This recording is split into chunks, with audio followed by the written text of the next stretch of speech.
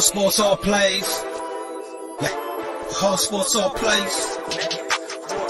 Hard sports all plays. 365, we making up plays. You talking the game, get you to the days. We're high in the court, the dime in the lane. Variety topics living the same. All presentation, sports information. In the airways, taking the nation. Hard sport all plays, they working your faces. Grace at the field, so tie the laces.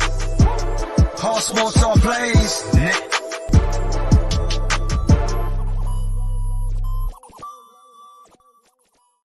Good morning, ladies and gentlemen. It is ASAP in the morning. It is April 7th. Happy opening day. Yeah. Honestly, kind of happy, kind of sad. Rafael Devers, get your shit together. Get your shit together. I don't care how low we try to pay you. You shut your mouth and you take the money. All right? You take it. Do not pull a Mookie Betts on me. God damn it. I just had to get that out the way. Rob is ducking me right now, Robert, because, we smoking on that Bulls pack. Fuck Chicago. Heard it here first. I can't wait. I hope we meet them in the playoffs. That is a sweet beyond sweet. I am joined by Sam and Dustin. Sam, how you doing today, my guy? Fantastic. One of my favorite times of the year. Opening day. It's everybody starts 0-0, so there's always hope, right? There's like hope for like 3 innings, and then you're like, hey, you know what? That is the realization. Hope is hope, Pride. It doesn't matter how long it takes for it to go. It's still there. You're right. It is there. Dustin, how you feeling? It's opening day. There's nothing to complain about except when opening day is going to be 37 degrees and raining in Chicago. Yeah. That's why I'm sitting at home paying attention to it. Oh, 110%. 100%. I've been to Wrigley on June 1st where it was 80 degrees outside. Bless your heart. Bless your heart. And inside it was 51 because the wind was coming off the lake. It was horrible. Bless your heart. Bless your heart. I don't know why, but bless your heart. We're gonna go over some of the games, some of the expectations. And that kind of reminds me of the one time, what the heck was it? 2003 postseason when it was 85 degrees outside at 5 o'clock, and then first pitch at 7, it was 42. Mm-hmm. Mm-hmm. Sun goes down, it gets a little chilly. Well, we're gonna be talking about opening day. We're gonna be talking about baseball news and all that stuff. But first, Dustin, you wanted to speak about Tiger Woods. The floor is yours. So Tiger Woods is playing in the Masters. Unless you've lived under a rock, you would know that by now. But the Masters start today. And we saw Tiger Woods win the Masters a couple years ago, which was his first major win, I think, actually in 5 years. So he's shown that he can still win majors. Leading into the car accident that he got in last year, he was not playing at his best.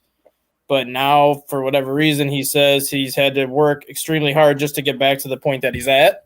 And he feels that he can compete and actually win the Masters this weekend. And just by him saying that, he has the third best odds to win the Masters this weekend. And it's Tiger Woods. So anytime Tiger Woods is on the course, people are going to pick him to win because we've seen Tiger Woods at his best. Even though that was more than over a decade ago, it was still – when he was on, there was not a golfer in the world that was anywhere close to the level that he could bring. I don't care if he wins, honestly. I do think he makes the cut for Saturday and Sunday. And if he can land in the top 10 or even the top 5, you have to look at this as one of the greatest sports comebacks in sports history, because if you look at what that car looked like after that accident, it's a miracle that he's even walking, let alone competing for the Masters this weekend. And to kind of piggyback off that, if you paid attention to after that accident, all the reports were there were no brakes applied during that wreck. Mm-hmm. So you read into what you want, but like that to me maybe thought there was something going on with him that maybe there was something behind that wreck. But I've said it before. I thought he was a suicide attempt. I don't care what anybody says. Yeah, that's what I believe. I don't disagree because it just there was a lot of things. He was struggling or whatever, and it just came to the point where maybe he had enough. But you know what? I agree, Dustin. This makes me watch majors. Yep. That's the only reason why I ever started watching golf. Absolutely. When he started to struggle and when he started to get hurt, I stopped watching golf, and all of a sudden he comes back and wins the Masters. I'm like, okay, maybe he's got something left in him yet. And about 5 years ago, I went to the Memorial in Columbus, and I saw him. I followed him through the first 16 holes of his worst round as a professional golfer. And I tell you what, he still hit piss rods off the tee. It just sounded completely different than every other golfer that was on the course. And when he says he's ready, I mean, he's dropped out of tournaments or pulled out of tournaments, and you think, oh, what the heck's going on? It's when he's ready. If he doesn't think he's competing or can compete, he doesn't play. So if he's in the field, he really thinks there's something he can do to win this. Wisconsin, I have that golf course in Kohler, which is like an hour and 20 minutes from my house. So I've gone there to watch him play a couple times. And when he's there, the attendance is unbelievable. Yeah. If Tiger Woods doesn't make the cut, you can even see it on TV. The attendance goes way down when he's not there. Mm-hmm. He's transcend. He brought golf into mainstream sports. Now, I would watch. I was a stupid kid that just loved sports. Period. So, and I didn't have cable at the time. So, if there were majors or golf on, I'd watch it just to have it on and watch a sport. But like, I actually followed golf once he started playing and started dominating. I mean, he's an amazing golfer. He made it a mainstream sport. Yeah, and for me, it really just comes up, like you said, like we've seen him drop out because he didn't feel it either mentally, physically, whatever the case may be. We've seen him. For him to say that he's ready is interesting. Do I think he wins? No, I don't think so.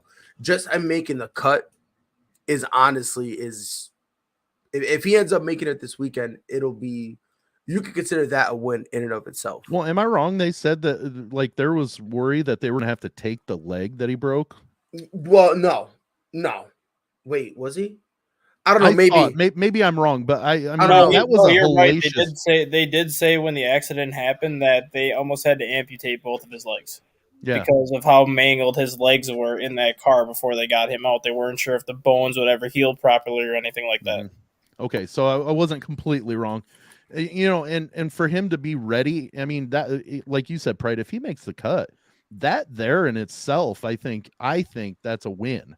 That's a huge step for golf and a huge step for him. And Dustin, if he finishes in the top 10, hell, I would say if he finishes in the top 25, that is a huge step.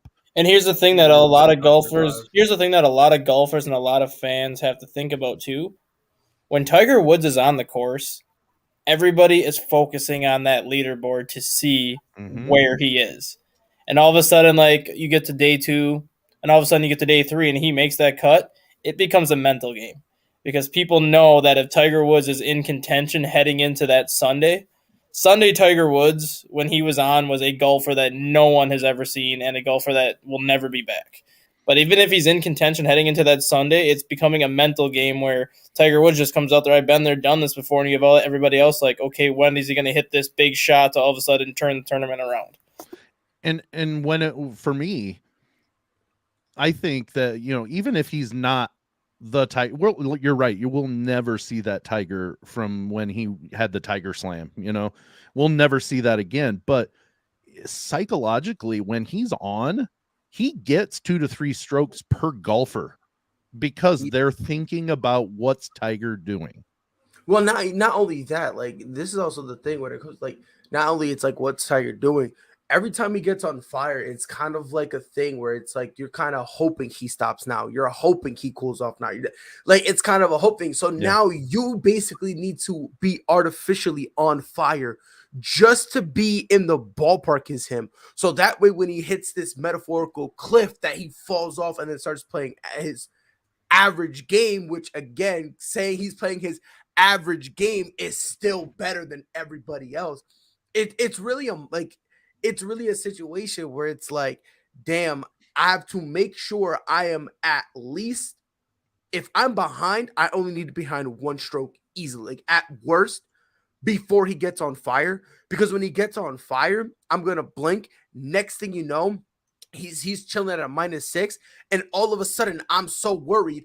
Instead of me being in second, I'm now +2, and I just had a collapse because I'm just like I'm flustered because of how easily it looks for him. And that's where So I'm it's saying. That's where I'm wild. saying that he gets psychologically 2 to 3 strokes per golfer, because if the guy's hanging with him and he's just playing average, Right. and then all of a And you sudden got the he hits quotes on that, it too. he hits that hot streak. You're right. He's there. You're down 5 strokes all of a sudden.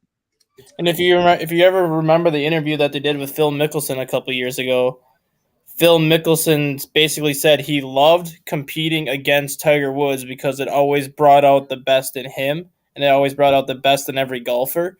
But at the same time, whenever Phil Mickelson was paired with Tiger Woods, he absolutely hated it because he knew that he had to play perfect. Because one mistake that he would make, Tiger Woods would capitalize it, where all of a sudden Phil Mickelson shoots a par 4 or shoots 4 on a par 4, and Tiger Woods gets a 2. And all of a sudden it goes from being a 1-stroke lead to you're now down 1 stroke, and it's like, oh crap, now what? Yeah, It's wild. yeah. Ronald, how you feeling today, bro? Hungover, drunk, frustrated, angry. You guys are my therapy today. What happened, brother? You wanna have a Tiger conversation? Woods before the The accident. Alaskan life, that'll get to you. What's going on, brother? What's wrong? What's wrong, Ronald? It's irrelevant. You guys are my therapy today. So We're your therapy. I feel like Tiger Woods before the accident. Yo. Yeah, it is crazy, yo. You having a midlife crisis, Ronald. Don't drive a First, car today, though, he please. says he's a Sixers fan. Yesterday, he was kidded out with the Denver Nuggets stuff. Now he got a little Hawk hat. Yeah, Ron, you're throwing me mixed signals, brother. What are you? I bought this hat after the Hawks fucked the Sixers up. Yo, I bet it was. Did you lose a bet or did you? That's do what I it was just- going to ask. No, Like- this was like having a midlife crisis. I was like, dear God, I guess I have to root for the Hawks because they just broke Oh. us. That's tough. The Hawks are our daddy. Yeah, but Ron, I don't know if you want to touch on this before we move on. Tiger Woods, he's back. His tee time, they had to push it back 30 minutes for I think everybody actually, because of the weather. His tee time is now at 11:04. So Did you That- see the line? Did you see the line already at the course? what do you mean? Oh, like the attendance? People were there at 7 a.m. this morning waiting Yeah. just to get in to go stand on hole 1 waiting for him. They don't care about whoever golfs before No, him. they They're all don't just going to care. sit there and wait for him. As a matter of fact, there's people there, and it's funny. Like there's a clip, on Twitter where it's like they're like who was it? Somebody was he was it was his first shot and he's there and you just the hot mics accidentally picks up someone says, "When's Tiger coming?" And like that kind of I feel so bad because if the hot mics can pick that up, you're not telling me whoever's there is not hearing it either. Like like, again, that's another factor that comes into it. Imagine you working your ass off to get here. You're like, all right, I gotta play a great game just to make the cut. And imagine before you even have the opportunity, you got some 75-year-old guy who can't even walk. He literally needs a wheelchair to get around. Talking about, where's Tiger Woods? How demoralizing is that? How demoralizing is that? I'm golfing. Your guy took a sabbatical. He's coming back, and all of a sudden, y'all him. What about me? How demoralizing is that? Well- If it's me, I'm punching everybody. And every single golfer, if you take the crowd that follows every other single golfer, it might equal what Tiger has following him. Might. And that's us being generous. Yeah, Yeah, that's that's Generous absolutely estimations. generous. The sad Yeah. part is you have a lot of like golfers that are like 28 to 32 are like the top 5 golfers in the world who have been like cares? really good the last Who couple of cares? years and have been getting like good crowds. Moment Tiger Woods gets here, they're gonna feel like an Who cares? amateur that just stepped on the course for the first time. It's like, what, Right. really? And that's the crazy part. But by the way, I see Rob liked the show. Rob, we smoking on that Bulls pack, boy. Just had to throw that out there. But yeah, I mean, it is crazy. Like again, to your point, like you could literally be the best golfer in the world, and as soon as Tiger Woods comes back, you just have a whole chorus of who, and it's like, wait, hold on, time out. You was on my nuts like 2 weeks ago. All right, don't play me like that, Ronald. So, Tiger Woods. So What you thought? we're not rooting for any other golfer besides Woods. It sounds like. I wouldn't say that. I'm more so rooting for Woods just to show that he still has it. Like, I don't care who wins. I don't care who wins the Masters at this point. I just want Woods to not I want him at least embarrass himself. Yeah, I'm there with you. My thing Like is how he was before that car accident. Like how he had those 3 straight tournaments where he played so bad that he didn't even make the cut.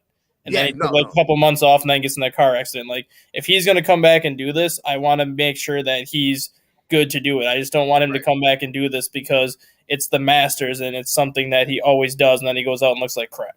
Right. Like, that's me personally. I just want him to make the cut. He makes the cut. I consider this an artificial victory. I know we can't give him a green jacket, but let's give him a lime green one. Let's make one up for him, brother. Let's Puce. just do it. Let's go with Puce. Get him a red blazer for his Sunday red. There we go. Get him a ring. Matter of fact, let's get him a ring. Oh, Rob! Oh, I love it. Yo, Ron, Freddie met you. He actually said Rob, but he met you. How many teams you got? He's coming for you. Look at that. He clarified it. He said how many teams. See? And right here, funny part, I just want to point it out there. I just think it's hilarious that Freddie is questioning it. That's what I think is the funniest part about it. I was going to say probably as many as Freddie, right? I am not loyal. I have multiple teams in every sport. I don't like to be sad. You know what? At least Ron is honest about it. We don't have to torture ourselves as sports fans. Get you a second team. You know, when your team's bad, you have your other team that's going to be great. Ron, I actually have 3 teams in baseball. I'm a Cubs fan. Okay. Anybody that's playing the White Sox and anybody that's playing the Cardinals. Oh, you're a Cardinals fan? No. Okay. He's a fan of whoever plays against them. I was going to say. I'm playing against them. Whoever's playing against those 2 teams, they're my favorite teams. I'm definitely a Cardinals fan. Ooh, okay. So I think it might be one of the few Cubs fans that's a Cubs fan and a White Sox fan. Only because it's a separate league and you really don't have to worry about them playing each other that often. I'll tell you the reason why really quick, Dustin. A few years back when it might have been still New Comiskey. I don't remember. I don't really care. But I was there, and the first time I went with my brother. He had a truck that had a Cubs plate on it. And of course, I'm being Cubs fans. We're used to seeing them lose. And we went out to the truck, and it was parked like whopper jawed from what it was when we parked it. And we walked by a police officer, and he just watched. And we got to the truck, and we kind of looked, and we could see handprints all along both sides of the truck. And the officer came over and said, "This your truck?" Yeah. And he said, "I've got a story to tell you." Then evidently there were probably 15 to 20 drunk Sox fans that tried to roll his truck, but they were so dumb that they equaled out on both sides. So as one got going, they canceled each other out, and it moved it. And then the next year, I about got in a fight with a guy that intentionally spilled his beer, or my buddy's beer, on his son. Wow! Not my buddy's son, the guy that made my buddy spill his beer. Yeah, well, I get that at Packer games because I'm a Viking fan. So when I go to Lambeau Field, I get beer dumped on me all the time. Well, and then he started talking trash to him, and I was like, okay, we're done.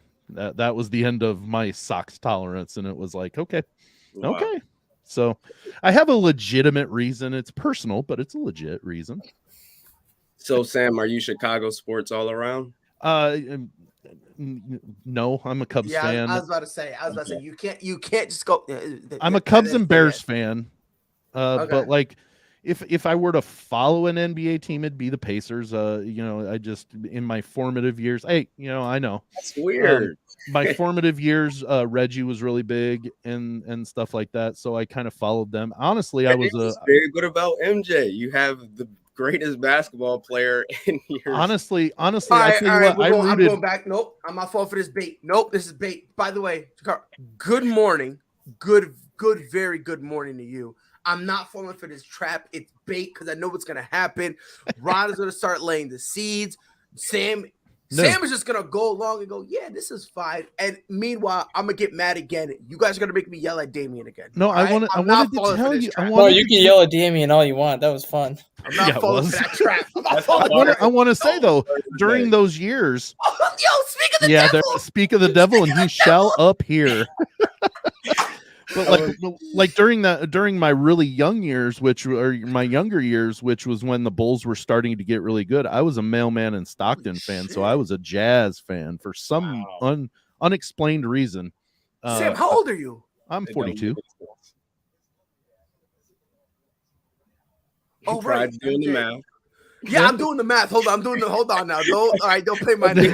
I just feel like, wow, I feel like the way everyone talks about it, MJ happened like back with Bill Russell. Like that's how everyone pushes it, bro. I feel like so long ago. And then like my senior year broke my heart because that was the series against the Bulls in the finals that MJ hit the game winner in game 1 and then finished it out in game 6 in Utah. So wait, Sabo, it wasn't a joke that he was old. I was just trying to do the math. You were comparing the math, my age to when MJ was every playing. time I have a conversation, they're like, "Oh yeah, you never saw it was so bad long ago," and it's like, "Yeah, make it seem like he played with Bill Russell." I can remember Jordan getting beat by the Pistons. I mean, oh my God, ladies and gentlemen, boys and girls, I ran.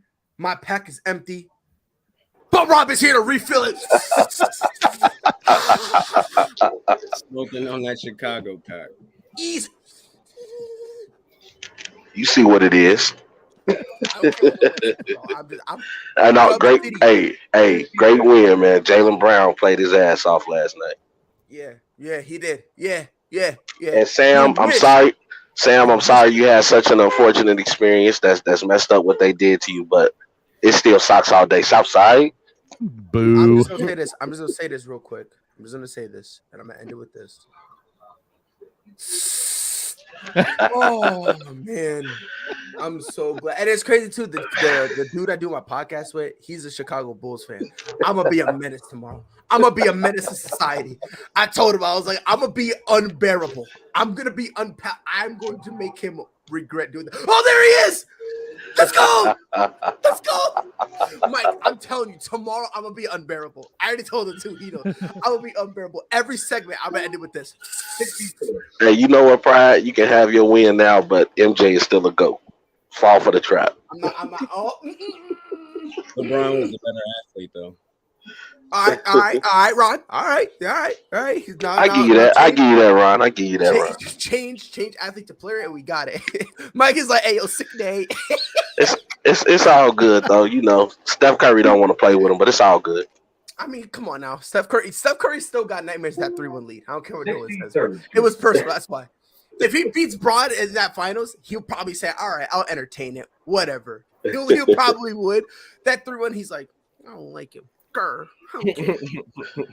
But I was listening to you guys talk earlier, though, man. I'll let you guys know something, man. Hold on, time out. Can we stop this lie? And this isn't even for LeBron. There were 2 first-round sweeps by Bird over MJ. Give me a break. This isn't even for LeBron. This is for Larry Bird. We gotta defend Bird. We gotta defend him. You don't have to defend Larry Legend. His name is Larry. It's Larry Legend for a reason. You know what? I apologize. I appreciate the education. Right. I actually appreciate Larry Bird because he made Michael Jordan get better, man. Because those Celtics did own the Bulls. Jesus Christ. They prepped him for the Pistons, and the Pistons prepped him for the rest of the league. You know. Yes, they did. Hey, you got to call a spade, man. Yo, Yuki, I bet Rob money on this game, and he got scared and chickened down on me. Look, I appreciate the mercy bet. You saw me put it in the messenger, man. Thank you for the renege, bro. I was nice. I was nice. I felt like being generous. And it was funny too, because I was thinking to myself, I was like, imagine Chicago wins. I was gonna laugh. I was like, imagine they wins and he did all this rescinding stuff. Oh man.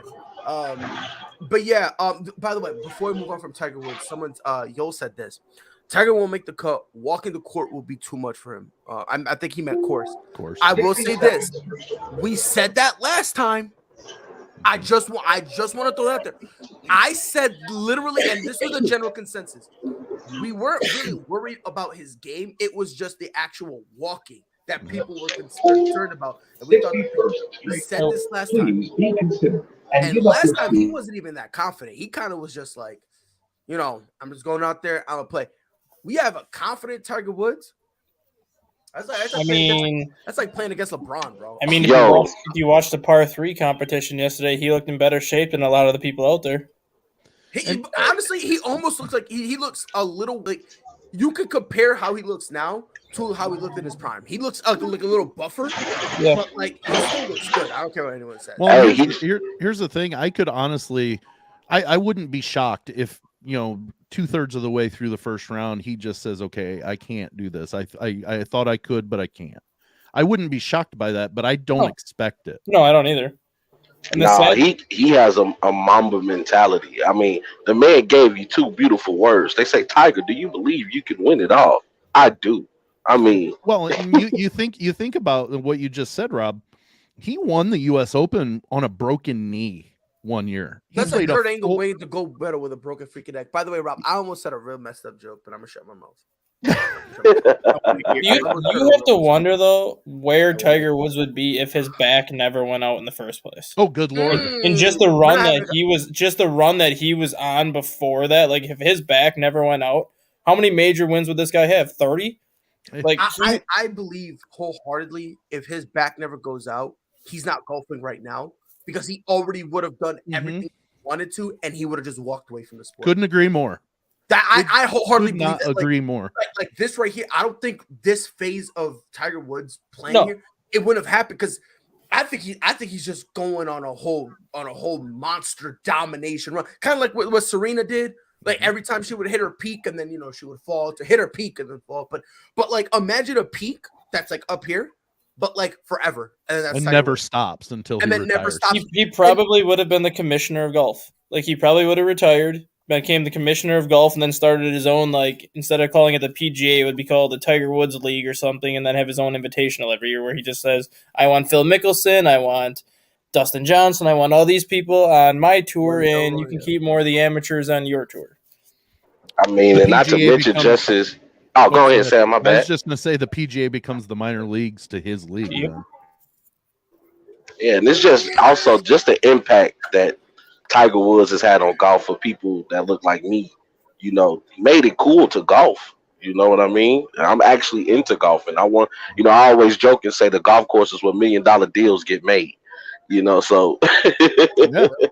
Top D, Well, man. and I will say, my wife and I 4 years ago adopted 4 boys from Gary, Indiana, and they're black and they know Tiger Woods, and that I loved Tiger before that anyway, but that makes it even more special because they can identify better with somebody like Tiger Woods, and that, so to say that he is influenced the game is one thing, but to bring people of all colors together, he's absolutely done that.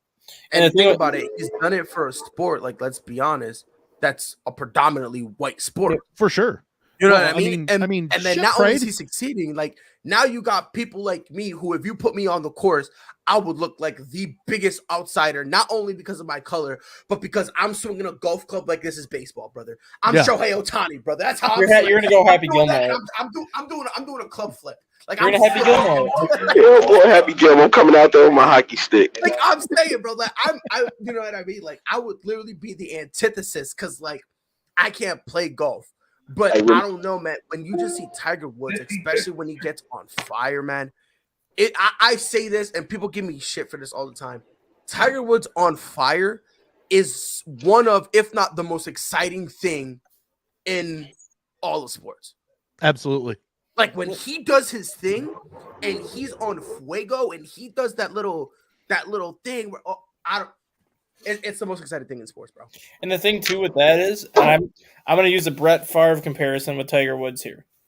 When Brett Favre played football, there was not a pass that he didn't think he could make. Right. Granted, a lot of the passes he made were downright stupid, But he but can still make them. he trusted his arm so much that he was going to make the pass. When Tiger Woods is on, there is not a shot that he doesn't think he can make. It And might be a 90%. stupid shot, but he'll go out there after a 360-yard tee shot. It's like, well, I'm 340 yards away from the hole. Do I iron it and go for 2, or should I just bring the driver out again? He'll bring the driver out again and swing it 320 and put it on the front of the green and then make a 55-foot putt. Yeah. Easily. And like to piggyback off of that is he sees that stupid shot, that not smart second shot, and he tries it, and more times He than makes them not, smart. he makes it.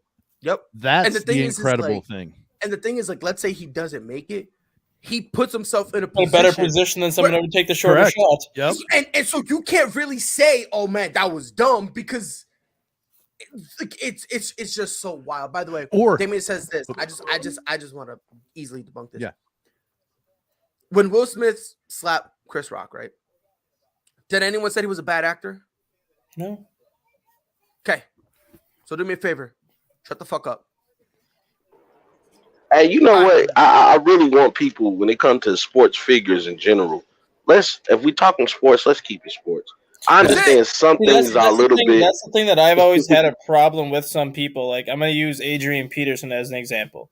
When Adrian Peterson did what he did to get suspended for a year, when he did that to his son, everyone was like, oh, he should never play football again, this, and this. And I just kept telling people, I'm like, I don't care what he does off the football field. What he does off the football field is him. If he ends up doing something where he can never play again, that's on him. But you damn well better know that when he comes back from this suspension, I'm going to want him on my team because he makes my freaking team better. There's not a better running back than AP in the league at that time, so why the heck would I be mad if he has to sit a year and then come back? And then what did he do when he came back? Oh, I was just running 2,000 yards. And that's what I'm saying. I tell people this all the time, and I get hate for this. Chris Benoit is still a phenomenal wrestler.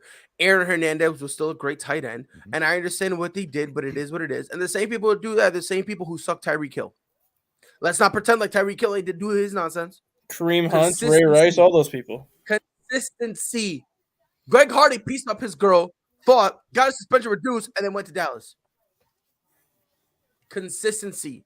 Mm-hmm. Consistency. That's the name of the game, ladies and gentlemen. Tiger Woods, go win one for us, people. Hey, to keep it on Happy Gilmore, remember, it's all in the hips. Jesus, bro. Just he's in detention, baby. We'll go easy somewhere else. All right, I have a question for y'all. You're gonna die, clown. I got a question because I was scrolling through Twitter and I saw something that said John Wall's contract, the 4-year, $171 million contract, was the worst contract in the history of the NBA. No, that'd be Russell Westbrook, but never mind. I thought I was crazy. I was mentally prepared. See, this is why I was so nice during the Tiger Woods segment, because I felt like when we get to this one, I'm going to get exasperated, emancipated, demasculated. I was gonna get like hung from a tree, no color thing. No, I'm not. That's not a racist thing. It's just like, when yeah, it is. Well, probably, maybe. Who knows? I don't know. I'm sensitive again. 2 days in a row. I'm not touching that with a 10-foot pole, Pride. Well, guess what? You ain't got to because you're 11 feet away. Listen, man. I felt like I was gonna get slandered, but I am 1,000% convinced that Russell Westbrook's contract is not only is that the worst contract in the history of the NBA, I think that is the worst contract in the history of sports. Are we sure? I mean, because Russell is playing. John Wall has literally been getting paid to show up to practice, bro. And Rob, ready for the funny part? Get ready for the funny part. Russell Westbrook's contract would be worth more if the motherfucker stay home. The Lakers literally should have paid Russ to stay on his ass home. Kristaps Porzingis' contract isn't that great either. Oh, no. His is horrible. But I'm talking about the worst. I'm talking about horrible, god-awful, dog shit. I think Sam can agree with me on this. You want to say Russell Westbrook's contract is the worst ever? I'm going to say Jason Hayward's. Absolutely. Oh the only thing that I'm going to say Jason Hayward's contract in Chicago is the worst. The only thing that saved his ass from me saying they should be hung out on a pine rail is the talk he had during the rain delay. That was 6 years ago. Get over it. I know. Oh no. That's the only Other than that, his ass should have been gone 3 years ago. I mean, shit. If I can make $23 million a year for giving me a speech, sign up. I'll give somebody a speech for one day. No kidding. But to your point, so you said 3 years ago. You can make the argument for Because like you could see the decline. He had a good 2018. I will give him that. He Yeah. had a good 2018. But you can see the writing was a little, especially in the later half, like the second half of the season. You could tell. All right, 2019 not gonna be looking good for you. Like, Well, you that's can funny, tell. That's what saved him too. He had that good 2018 when he had 21 homers and like 80 RBI. So he had a good 2018, and I think the Cubs were like, okay, maybe you do still have something here. Then you get to 2019 and he was hurt. Psych. And then you get to 2019 and he was hurt. So they're like, Double okay, psych. this year's gone. Then you have COVID in 2020, and it's like, okay, well, Triple he actually psych. played well. He did play well during the COVID shortened season. So they're like, okay, and then he goes Who back did to it? crap last, and it's just like, yep, we should have cut you 4 years ago. Yep. But I baseball don't. loves to give money away. Oops. Go ahead, Ron. No, I was just saying baseball loves to give money away. I don't know if this Bro, is they the have no worst. salary cap. God They bless. don't. Yeah, I'm not gonna lie to you. If God blesses me with a son, he's going to play baseball. All right, this right here is a very interesting. Dak Prescott's contract is No, worse than shut Westbrook's. Shut I up, don't Damien. think so. I don't, He's got market value contract. Yeah. Yeah, and he's produced more than Russell Westbrook. I will give him that. now, don't get it twisted. I think Dak Prescott's overpaid. Like he should not have that. I think Ezekiel Elliott is more overpaid than Dak. Oh, without a Yeah. shadow of a doubt. Being Without a shadow being of a realistic doubt. though, Pride. What quarterback is not overpaid? Not named Josh Allen, Patrick Mahomes, and Aaron Rodgers. And I even think Aaron Rodgers is overpaid for this stage in his career. But what quarterback really is not overpaid? Tom Brady. Thomas Edward Patrick He's Brady underpaid. Jr. He's underpaid. Josh You know, Herbert. when we talk Josh about Herbert. worst He's still on a rookie. contract, He's still on a rookie. He's still on his It rookie. doesn't matter. deal. Doesn't Yeah. matter. Doesn't matter. I'm saying like Doesn't matter. when Kirk Cousins got the deal that he got 4 years ago, I don't think that it's- I don't basically think that it's basically set the quarterback market where pretty much every quarterback that was going to get an extension was going to get overpaid Here's because my thing. they Can I had to ask you a match that contract. But here's my thing. It doesn't matter.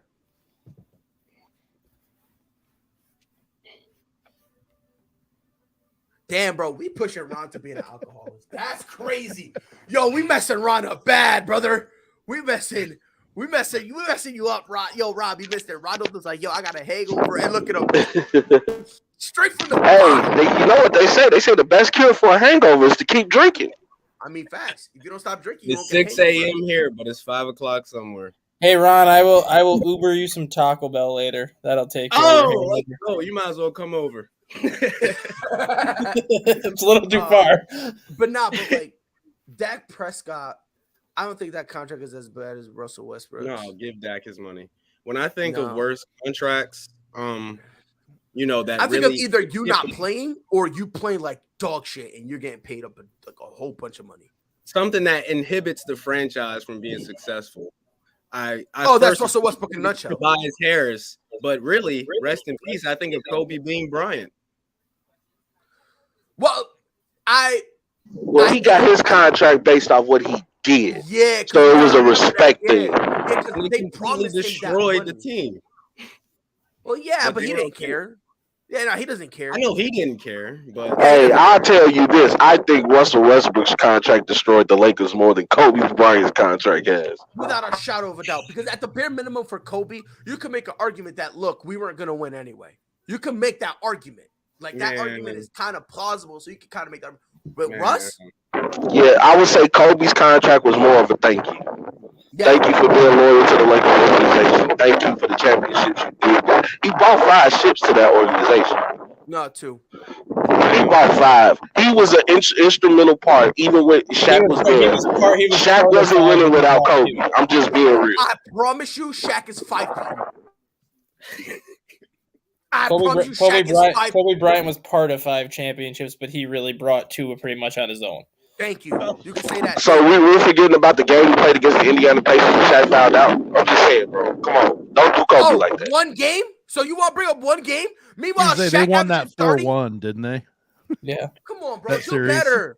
Do Come better. on, bro. Don't do Kobe like that, bro. You would do Kobe like That's the reason why Shaq left him and went to Dwayne Wade because he No, knew didn't leave him. I need. No. Well, okay, he got kicked out. They chose Kobe over him, and what happened? Kobe got 2 more, and Shaq got 1 more. Let's keep it funky. Hold on, time out. Don't do that because they had to get him Powell. So shut your mouth with that. Don't try to push that false statement. That's Okay, he had to get Dwayne Wade. Is Powell a top 75 player? But I think Dwayne Wade is. He's smoking pure herbs right now because you're acting like in free agency he went over there. They sent him. It was a business move because Shaq was getting older. He wanted more money, and the Lakers weren't going to give it to him because they're like, why would we give you more money if you're getting older? What is the point? They could have had me on that lineup, and they're picking me over Shaq. Not because I'm better, but simply because I'm younger. Do better, But the Lakers did do Shaq the favor and said, where you want to go? I want to go play with Wade. So you use that to knock Shaq. Let's say that's true. You use that to knock Shaq, but Kobe. I'm not knocking Shaq. I'm not knocking Shaq. But what I'm saying is give respect to Kobe.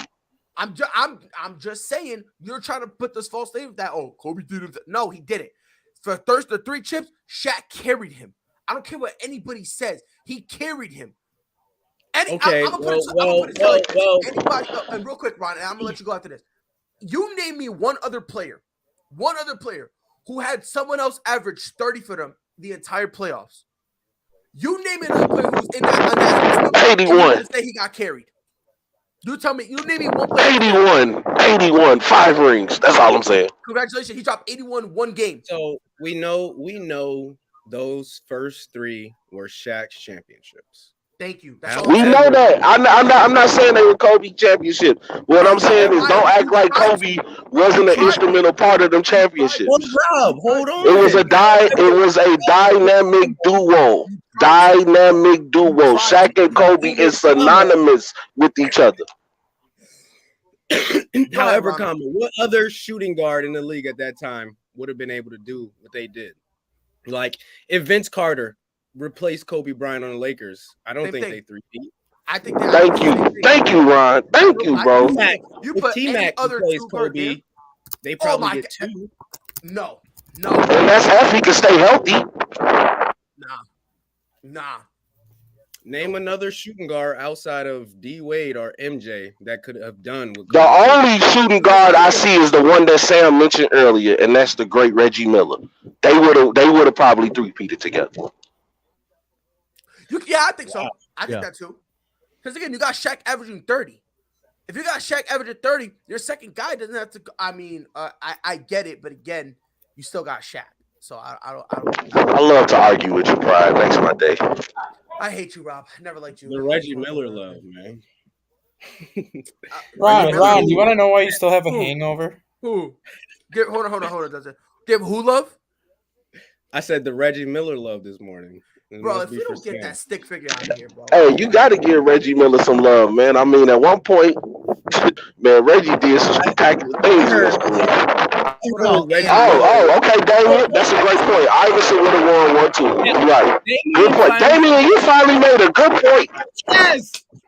Well, and to fall back on Reggie real quick, just and take it for what it is, but the Indiana Pacers they were second in the state to IU in their notoriety until Reggie came. And obviously when they drafted Reggie, there were a lot of people pissed off in the state of Indiana that they didn't take Steve Alford. Mm-hmm. And it was it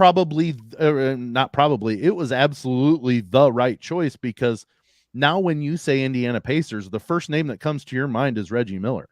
Paul George. Malice at the Palace. Roy Hibbert.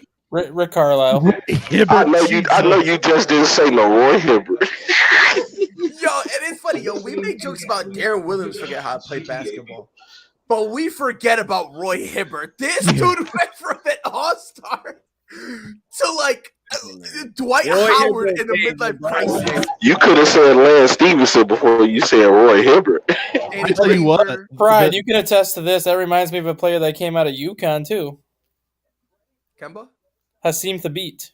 Fuck that guy. Oh man.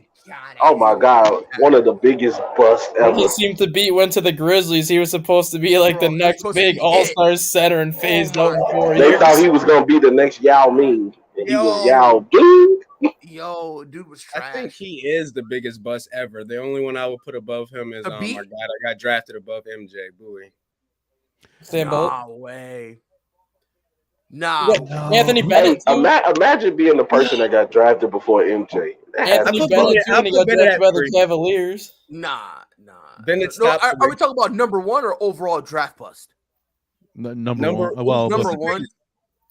Because we're talking about overall draft bust, I gotta go with the GOAT, Adam Morrison. I'll give a shit what anyone said. I'm bringing it second time this week because they got brought up. We bringing that motherfucker in. But we're talking about number did one. It's gotta be Morrison Anthony go? Bennett. What pick did Morrison go? He He wasn't went number 3 to Charlotte. Yep, Now he's 3 to playing in Charlotte. China. That's not that bad. Wait, he's still playing? Yeah, he's playing. Guess who he's actually playing with? Another. Stephon Marbury? Marbury? No, he's playing with another draft bust. Anthony Bennett. Jimmer Fredette. Oh, I said Jimmer Oh. Fredette. Jimmer. Jimmer and I Morrison. still love Jimmer and Morrison were like supposed to be two of the What- best scorers in the draft class. Now they're playing together in China. What I- about Jump what shot. about Michael Olowokandi, number 1 overall? Oh That my sounds- That God. sounds like He was dude a like he was a this. journeyman though. Like he'd never had an all-star season, but he at least played for 13 years and actually had like semi-productive years. Like at least he made it long enough. Sam, what was his last name? Olowokandi? Yeah, that's a dude who likes little kids. Ron, do you want to know why you're still hungover? 110%. Yes. That's a guy who likes Yeah. little Because kids. you have a sign over your shoulder that says happy hour. Yes, Lord. You're an alcoholic. You're an alcoholic, Ronald. Yes. You're an alcoholic. Golly, man. Any hour you're drunk is a happy hour. Hold on. Nah, 'cause Every now hour. let me go to the internet because I'm very curious about this. Why What is not? the We internet just thing? got. I can't even say we just got out of a pandemic. We're still in a pandemic and we're on the brink of war. I'm drinking. I'm with you, Ron. Cheers, bro. Yo, that's crazy. Oh, I want to give a shout out to my job today. We built Expo Chicago at Navy Pier. Today is the grand opening. Expo Chicago is a big time art show in Chicago. We built that thing. So shout out to us. I'm actually heading to the office and then going to Navy Pier for VIP night. So Yeah, shout out to Show Strategy, baby. Are we still talking about like some of the biggest busts in NBA history? How do we forget Kwame Brown? What about Darko Milicic? Yeah. Wow. Hey, he does have a ring at least. Shout out to He the was Pistons. number 2 in 2003 behind LeBron and did nothing. But he got a ring. I Yeah, mean, he hold got on, a ring because he sat behind Ben Dude, Wallace. and Eddie Curry has a ring. I was Where's gonna say, the you know who else history has a ring? You know who else has a ring? The GOAT, Adam Morrison. You know, He I actually got a could- ring. I could compare Darko to Sam Bowie. The Pistons saw D Wade, Carmelo, Chris Bosh, and was like, nah. Well, no, that too. But the Pistons wanted LeBron, and obviously they didn't get the number 1 pick. So then I was like, now what do? We don't get But who we we also have want. to remember. We kind of got to give them a little bit of slack, just a little bit of slack. Here it Really, comes. you don't want to give Darko Milicic a little bit of slack? Really? Oh, Whoa, Darko? okay, hold on. Not Darko. Hold on. I thought you were saying not the Pistons. Darko. I'm about to say. Let me say the Pistons. Because you got to remember, who do they have on their team when they drafted him? Oh, They wow. were Rip literally Hamilton, didn't set. Think about it. They were set in every single position. Oh yeah, because that was the year. except one. That was the year that they signed Chauncey and Ben Wallace during the That- offseason. yes. So yeah, they had the number 2 So pick, th- but then they went into so free they had- agency and added all that. Exactly. So they had literally. This is where I give Detroit a little bit of slack. They literally needed only one position, and arguably, you can make an argument that what was it? The 03 draft was it? Mhm. The 02 draft? 03. The 03. You can make an argument that the center position was probably the weakest. It probably was the weakest position in that class, which sucked because that's the only position the Pistons needed filled. So when they got Darko, they were like, look, we're just here. We got him. We just needed a center. And at the same time, let's be honest, sure, he was a second overall pick, but they didn't have major expectations for him. They were like, look, we're going to get you, and you're just going to be a role player because that's all we need. Look who else we have here. You don't got to go out there and average 27. You know what I mean? So I cut the Detroit Pistons just a little bit of slack just based on that. no. aspect. I wouldn't Because- say that they. Oh, go ahead. No, Sam, go ahead. I was just going to say it's not even that they considered Darko a bench player. They were looking at, I mean, No, I'm the not saying a draft. bench, but he was just Well, like- right. but the whole thing is his outlook was he had a big high upside, and based so on the experts so and it whatnot, was yeah. debatable. I mean, not What's his not upside? whether he. I'm sorry. What was his upside? Well, they said that he could be a transitional centerpiece. Like he could be a good player. Now, I don't know that I what, say that again. No, I was just going to say, so they took the chance. And here's another thing on that was at that point, that was when all of a sudden those foreign players were starting to be, they were taking flyers on the foreign players. You got Mano, Parker, all those. And so they were hoping that maybe he was going to be that next big star from Europe. Right. And Ron, to answer your question, because you said what was the upside, we got to remember who they compared him to. The notion around the league about Darko was that he was going to be a better Dirk Nowitzki. Mm-hmm. Another foreign player. Yeah, that's basically the compare. Now, Ron, I don't agree. I'm not saying that I understand. But that really what it was. So like him going to really wasn't shocking because again, you had a weak class in terms of centers, right? Mm-hmm. If you could compare it, it's like this year's NFL draft class with quarterbacks, right? Mm-hmm. Like it's really not that good, right? And then that's what they needed. And then you're like, all right, look, we got this guy. They said he should be the next Dirk, but we don't really need him to fill that role. Let's get him and we'll be fine. So that's why when it comes to Detroit, I give them a little bit of a pass for that. And it's a controversial take, but if the Pistons take Carmelo, then you have Rip Hamilton and Carmelo at the same position, and that's that potentially is a dumpster fire. Well, Rip would have moved to the 2. Melo would have went to the 3. Yeah. But I'll be honest with you, they get Melo, they don't win. No, I don't think so either. That's just Melo. and Ron, this isn't. But here's the thing, Ron, you got because Melo would not have been able to play Larry Brown defense. Right now, I'm not even just talking about defense. Melo, we got to remember, coming out of second, he wanted his own team. Mm-hmm. You're not gonna go to a situation where we're winning. Ron, if you look at me like that, you clearly don't know what the fuck. How did a 22-year-old want his own team? He was 19. 19. First of all, even worse, does not want his own. First of all, yes, he was 19. Second of all, every single youngster in the league wants that. John Morant wanted his own team. Zion wanted his own team. How old were they? The same age. D Wade, when he was drafted, wanted his own team. LeBron James wanted his own team. Kobe Bryant wanted his own team. Why do you think he was so mad at Shaq when he got to LA? Like, don't do this false narrative. I completely disagree. Oh, you can disagree and be wrong. That's fine. Kobe did not get upset with Shaq because he wanted his own team. He got upset with Shaq. So why'd they beef? So why'd they beef before they repaired the bridge? Why'd they beef? Why were they beefing before they repaired? Because Shaq was eating Snicker bars and Big Macs at halftime. No. I'm before that. Shaq, Kobe did not have any problem riding Shaq. Bro, Kobe came out and said it. It was a lie. He told it. They asked him what it was before they patched everything up, and he told them. He was like, look, bro, I wanted my own team, and I was mad you were there. Then they went into more detail, and then he came out and also said, you never stayed in shape and all that stuff. Now, if it's a lie, your man's told it. If it is a lie, your man told it. That's all I'm saying. That's all I'm saying. And I'm not knocking Kobe for wanting his own team. Kobe was determined to be better than MJ, wanted more rings than MJ, and he knew Shaq was his centerpiece.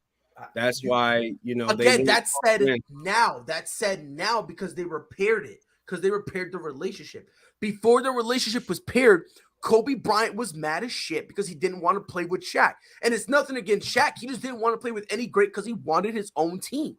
That's what the situation was. He wanted his own team. And I'm not knocking him for wanting his own team. I'm not knocking him for that. A lot of young alphas who are in the draft want their own team. That's how a lot of the young alpha guys are. So I'm good with that. I'm fine. I'm just saying, don't push this false narrative. Don't push this lie. Don't try to pretend for some unknown reason that some of these guys don't want their own team, especially the alphas. Like Melo. We're talking about the same Melo that when he went OKC was like me coming off the bench. But yeah, he would have taken the ball. The second half of Melo can be compared to when he first started. You said what? Because if Melo, we're moving on. Let's talk about Carlos Carrera. No, I didn't hear you. That's why I said what. I couldn't hear you for some reason. My shit was acting up. No, I don't want to talk about Melo no more because the disrespect Why? to you is ridiculous. How is it disrespectful? Because I'm just saying. In that Pistons system, it just wouldn't have worked. It wouldn't have worked. man, I get. Would the Pistons have to start him? Yeah, probably because he would be mad if he doesn't start. How are you sure of that? Because if you're the number 3 pick in the It's NBA more- draft, you're being brought in to start. You're not being brought in to come off the bench. Not only that, this is the same Melo. Carmelo would have been the number 1 pick in any other draft if LeBron This James is was not in the that same class. Carmelo. This is the same Carmelo Anthony who in Denver would bitch if he didn't get a certain number of shots up. Let me say that one more time. He would start, and if he didn't get a certain number of shots up, he would complain to the media. He would complain to the coach. He would complain to his teammates. So you're asking me, would he get mad not starting? Yeah. Couple that with the fact that he has an alpha dog personality. Yeah. It's like the same thing trying to say you think LeBron was going to come off the bench for any other team. No, you're out of your mind because that's an alpha dog personality. Mm-hmm. I was shocked he came off the bench for the Olympics. Melo. He did that begrudgingly. He was like, Yeah, that's what I'm talking about, man. When we talk about Melo, I think of just Olympic Melo and what he overall wanted to do was win. But I gotta shut up because he could have went and played in the Miami Heat, but he wanted to go to the Knicks. So I mean, he could have. He could have came to the Bulls. Right, he could have. And if he goes to Miami, maybe they win. He goes to Chicago, maybe he wins. That's going to be a big question mark because we don't know. Okay, let's pass know. Melo along, but still, the Pistons, no excuse because they could have got Bosh. How do you look at Darko Milicic and Chris Bosh and you go, give me Darko? Because Bosh played the Bosh same was a position as Ben Wallace. Yeah, he was. We got to remember he was a Who did 4 at the Darko? time. No, Darko Darko was was a 5. Darko was a 5. Ben Wallace was Yeah, a 4 Darko who was was a forced 5. to play the 5. Yeah, Darko was a 5. Ben Wallace was a 4 that was forced to play the 5 because Darko didn't pan out. Right. And Ron, you're going like that. You got to remember, you're looking at it through the eyes of today. You're looking at it through the eyes of today, where it's positionless. We weren't now stretching there's the more floor yet. Right. Back then, Back then, he was an undersized center when he did have to play the center position. Yeah, Wallace He just was He athletic was and still in the strong. league in blocks that year too. Right, because he was uber athletic. So you know what I mean. Defensively, he'd be able to handle his thing. But that's why I personally, when it comes to the whole Darko Milicic situation, I go to the Pistons and I don't fully forgive them and I don't pass it on, but I cut them a little bit of slack because if you just say, bro, can you imagine this? They picked Darko Milicic over Melo. It's easy to say that and then bash the Pistons. If you put context on it, you're like, okay, that makes more sense because they only really needed one position to get filled. Not and really, Darko because filled it. I just pulled up their roster. The centers that they had on the roster that year, you had Darko Milicic, Mohamed Okur, and one more, and Eldon Campbell. Neither one of those are NBA starters. So then the rest of the Pistons roster, you had Chauncey Billups and Rip Hamilton as your guards. Mm-hmm. You had Tayshaun Prince as your small forward. Mm-hmm. You had Rasheed Wallace as your power forward. Mm-hmm. And then you had Ben Wallace as your center. Rasheed Rasheed Wallace was the tallest player on that roster at 6'11", but he was playing the 4 because he matched up better with those 4s. And they were all already under contract. Not to mention, he could stretch the floor. Yep. He could stretch the floor, and that was at a time where KG was the premier Yep. power So forward. that's why they went after Milicic, just because what position were they going to be able to draft? You're not going to draft Dwayne Wade because you're not starting him over Rip Hamilton. Yeah, You're not starting Melo. You're not starting Melo over Prince because Prince had 3 years left on his deal. Right. So you kind of were left stuck getting Milicic, and even then he didn't pan out. So they're like, fine, we'll go small. We'll put Sheed at the 4 and move Ben to the 5. I feel like this is mistakes of the past because as ownership on the Pistons, they should have already realized, why did Portland draft Sambu instead of Jordan? Because they had Clyde. And it's like, we already have a guard. We don't need to draft. No, you draft the best available player, point blank, period. Okay, I would agree with you depending on the situation. For No, example, you take the best player, Ron, bro. no, Ron. But who do you? Okay, look at it from this way. Look at it this Who way. do you Ron. get rid of? Who do you get rid of? Because Tayshaun Bench was a better defender. About acquiring assets. What about this, Ron? Then, since you're a Philly fan, if Philadelphia had the number 1 pick this year, would they draft Chet Holmgren, knowing that Embiid is your center? No. If Chet was the best available player, They wouldn't take him because he wouldn't They'll start. take Paulo. Get out of here with No. that. That's if we got the number 1 pick. But if the Sixers had like number 4, Jabari, Paulo already got taken, and Chet's sitting there, and They wouldn't take him because there's no point to have a number 4 pick that's not going to start. Hold on, time out, Ron. You're now trying to tweak it. You're trying to tweak it, okay? He was in the same draft as LeBron, okay? Yeah. He went number 1, okay? With that number 3. 2 pick, you still have all these other guys. So don't push it back to the 4. So You're at the Sam, number 2. at that You're point not in getting time, Chet Holmgren because you already have after a guy. LeBron goes, who's the next best available player? Carmelo Anthony. Either Melo or Wade. Really, however you want to throw it up. And the Pistons didn't But have a again, spot to Ron, play but either again, one of them, Ron. so they couldn't take him. Ron, you're not telling the full story, Ron. That's where you're messing up. You're not telling the full story. Because, yes, those are the best. However, you just got Chauncey. You just locked him down. So there goes your starting guard. You got Rip Hamilton at the 2. Tajon Prince, who not only was solid in his role there, Great but has defender. 3 years left. Great defender. Like, and He then was you actually. You can actually consider Tayshaun a 2-way player Yeah, he was a great because defender. he can score when he wanted to. So you got all that. Nope. What position are you lacking in? Nope. Well, and Fine. Have you guys been watching Winless, the new Magic Johnson show? Yeah. Yeah. Yeah, a little I bit. freaking love it. And you know, the Lakers, they're sitting here, they got this stack team. Norm Nixon is sitting here at guard, and they bring in Magic Johnson. But And they- again, Ron, you're now trying to compare it to. Ooh, I'm trying to figure out. They said Jerry West wanted Cindy Moncrief. Wait, nobody on the team wanted Magic. Like, we don't need But what you're messing up on, Sam got got they the were experience. stacked. He's ready to Hold speak. on, they Be were quiet, stacked. You said what? I said, be quiet, Pride. Sam wants to speak. I As raised I was my saying hand. before, I so rudely What's the interrupted. argument? No, there's no, because what you're doing is you're so wrong that you're now reaching and making new comparisons that don't even compare. How am I so wrong? I said we I'm drafted explaining to you, the Ron. Lakers were stacked Players. 1 through 5. They were Ron, stacked, this so it is- didn't matter who they needed to get. The problem with No. the Pistons, they were stacked 1 through We're 4. They drafting needed the best 5. available player. Ron, this is the NBA, top- It doesn't Well- work.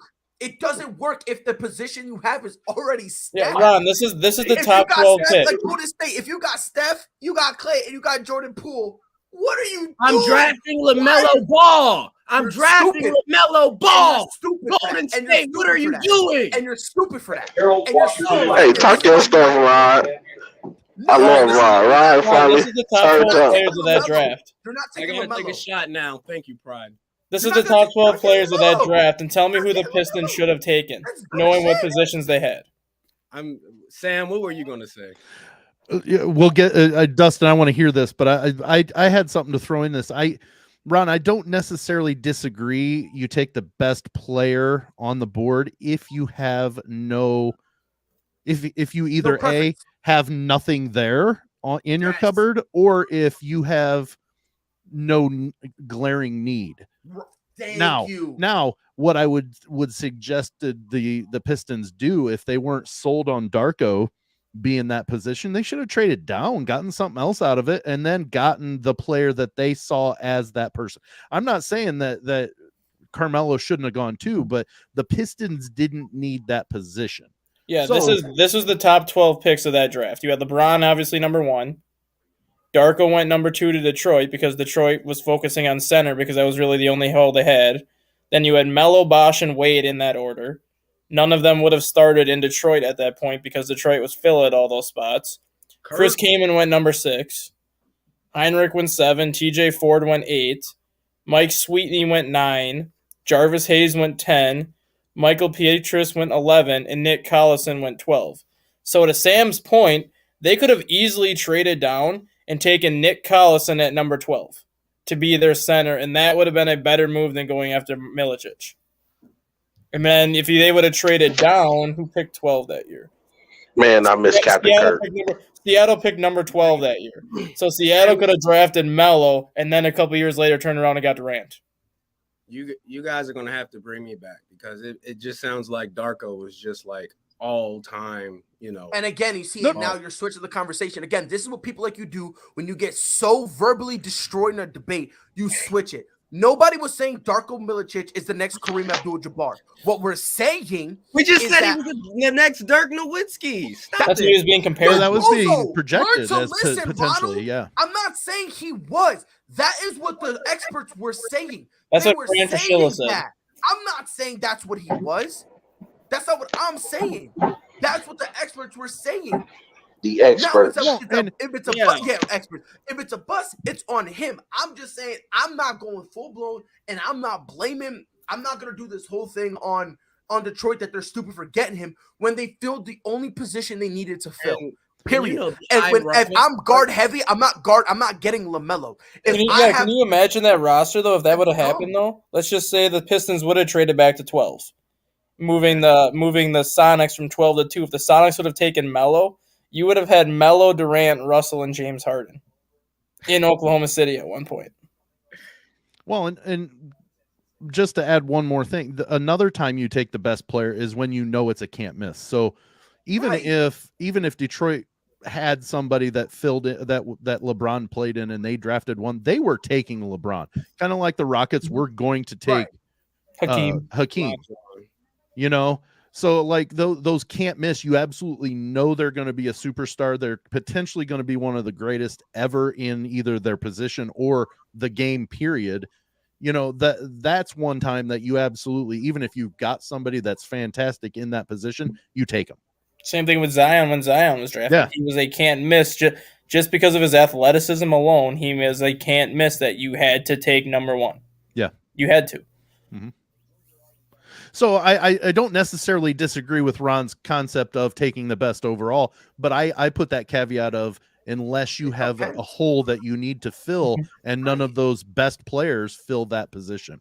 And that's the situation that the Pistons were in that year. Yeah. All those good players, they were already filled at those spots, and you're not going to draft a guy in the top 5 if you're not going to start him. So they made two mistakes, drafting Darko that early, and then also trading down and possibly getting a guy like Nick Collison who actually would have helped you. But they made up for it by winning the ring. And I feel like we're about to repeat history with Chet Holmgren. Go ahead and watch the Pistons take him and pass up on everybody else. I don't think the Pistons even have. Orlando's going to have the number 1 pick, and they've made it pretty clear that they don't want Chet Holmgren. Well, we have a lottery, so yeah. Orlando has a number 1. Who's slotted for number 2? I mean, that's kind of up in the air. I think Indiana's slotted for number 2, aren't they? I don't know. I'm about to look it up. Indiana or Houston's got to be slotted for number 2. I can tell you if the Pacers would happen to get somebody like Banchero along with Haliburton, oh my gosh, they've got a good solid base to do something. So far, Houston how is it's number looking, 1, then Orlando. it's Houston, Orlando, Detroit, Oklahoma City, Indy, Portland, Sacramento, New Orleans, and New Orleans are slated at 8th. They got that pick for the Lakers. If Houston gets number 1, they will take Chet because they don't have a legitimate center. They've been playing Christian Wood at the center. Don't do it, Houston. But if Orlando, you can move Christian Wood. You can move him to the 4. Yep. If Orlando gets the number 1 pick, Orlando will take Paolo. For Chet, but again, like Houston is in a situation where like you can get Chet, but you can also get Paolo. You can really get, as long as you don't get a guard. You don't really need a guard because you're solid with young guards. You just need the 3 through 5. That's really all you really doesn't go number 1 and Jabari doesn't go 2. I'm throwing things. You said what? I said if Paolo doesn't go 1 and Jabari doesn't go 2, I'm throwing things because it's the best player. Well, the thing was that Jabari Parker argument. Was that the same class as Embiid too? Wasn't it Wiggins, Embiid, and Parker in that class? Yeah. Parker. So, like those 3 players there was no separation between them. And heading into that draft, everybody said Go ahead. continue. everybody said heading into that draft, it all was dependent on who got the number one pick as to who would go number one, because some people said Embiid was going to go number one if this team got the number one pick. Some people said Parker was going to go number one if this team got the number one pick. And then somebody said Wiggins would go number one if this team got the number one pick. That was like one of those few draft classes where you had legitimately 3 number one picks. It just was a matter of who got that number one pick to make that selection, and then the rest of the dominoes fell after that. God bless them, bro. I feel like these teams are, outthinking themselves. Not really, though. Always. But how? We keep seeing it. That's why we're No. debating this right now. No, because again, like I'm trying to find where the logical thing with your Because at argument the is. end of the day, you're getting a 19 to 22-year-old, someone that needs to be developed, someone who doesn't understand the system, that's new to this organization. You take the best asset and, figure it out from there. Because at the end of the day, you're going to be figuring it out from there regardless. From an upside, I think Chet Holmgren has the biggest upside. But in terms of who do I think would help my team now, I think Banchero would. Just because Banchero is bigger, like physically bigger, and he's got more of an all-around game than Chet Holmgren. Biggest upside. Who are you comparing them to, Stat Guy? Like of everybody else in the draft. whoever's coming into the draft class right now. Ceiling. Who are you comparing? Yeah, I think Chet Holmgren has the biggest ceiling because he's like 7'1" and he does a lot of things that like Nowitzki does, a lot of things that Durant does, but his big thing is he weighs 190 pounds, and if you put him in the paint, he's going to get killed. Ron, are you asking like his player comparison is what you're asking for? Yeah, he like, just said Dirk. Because Dirk was 7 foot, and he was basically out on the perimeter most of the time. That's what I wouldn't say Dirk at all. But I'm just saying, like Holmgren plays more on the perimeter, like Dirk did. He doesn't use his size. I would say more like KD. Yeah, KD frame. But like, I'm talking about Ron. You're not listening. You can't compare guys to the greatest scorers ever. No, I'm just saying. No, I'm just saying based on what he brings to the table. If you look at Holmgren's body build, Kevin Durant. If you look at Holmgren's body build right now and the way he played at Gonzaga, they thought Ingram was a poor man's Kevin Durant. We see how that turned out. That's how he played. Well, he's becoming it now. Yeah, let's say Chet can turn into Ingram. Paolo Banchero is a more well-rounded player at this point because he has the inside game because he weighs 260. He has that outside touch because he led Duke in three-point percentage this year, and he's got like that 6'10", 6'11 frame where he can play the 4 or the 5. Holmgren needs to put on like 40 pounds even to have a chance to play that 5 position at the NBA, because if you're at 195 at 7'1", anyone's going to just push you off that block in the paint and you're going to be screwed. And the fact Ron, that... real quick, Ron. Go ahead, Ron. Just let me get my last take on it. Go. No, do you think? I've been thinking about it. I'm like, okay, I'm getting ready to draft, my franchise player. What am I going to look at as the CEO of this team?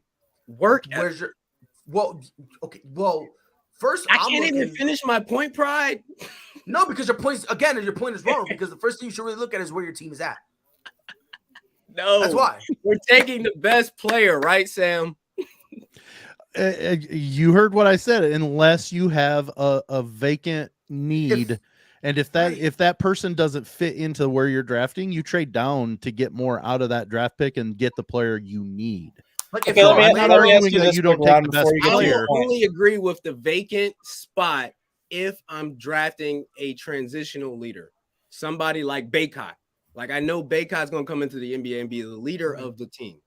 I don't know that about Paolo. Well, that's why I'm saying you trade down. Yeah. That's why I say you trade down, because then you're not it's not going to be judged on whether he pans out or not. If he fits your map of what you see as being successful, then it is what they need. So here's a question for you, Ron. Who do you think is closer to contending, Detroit or Orlando?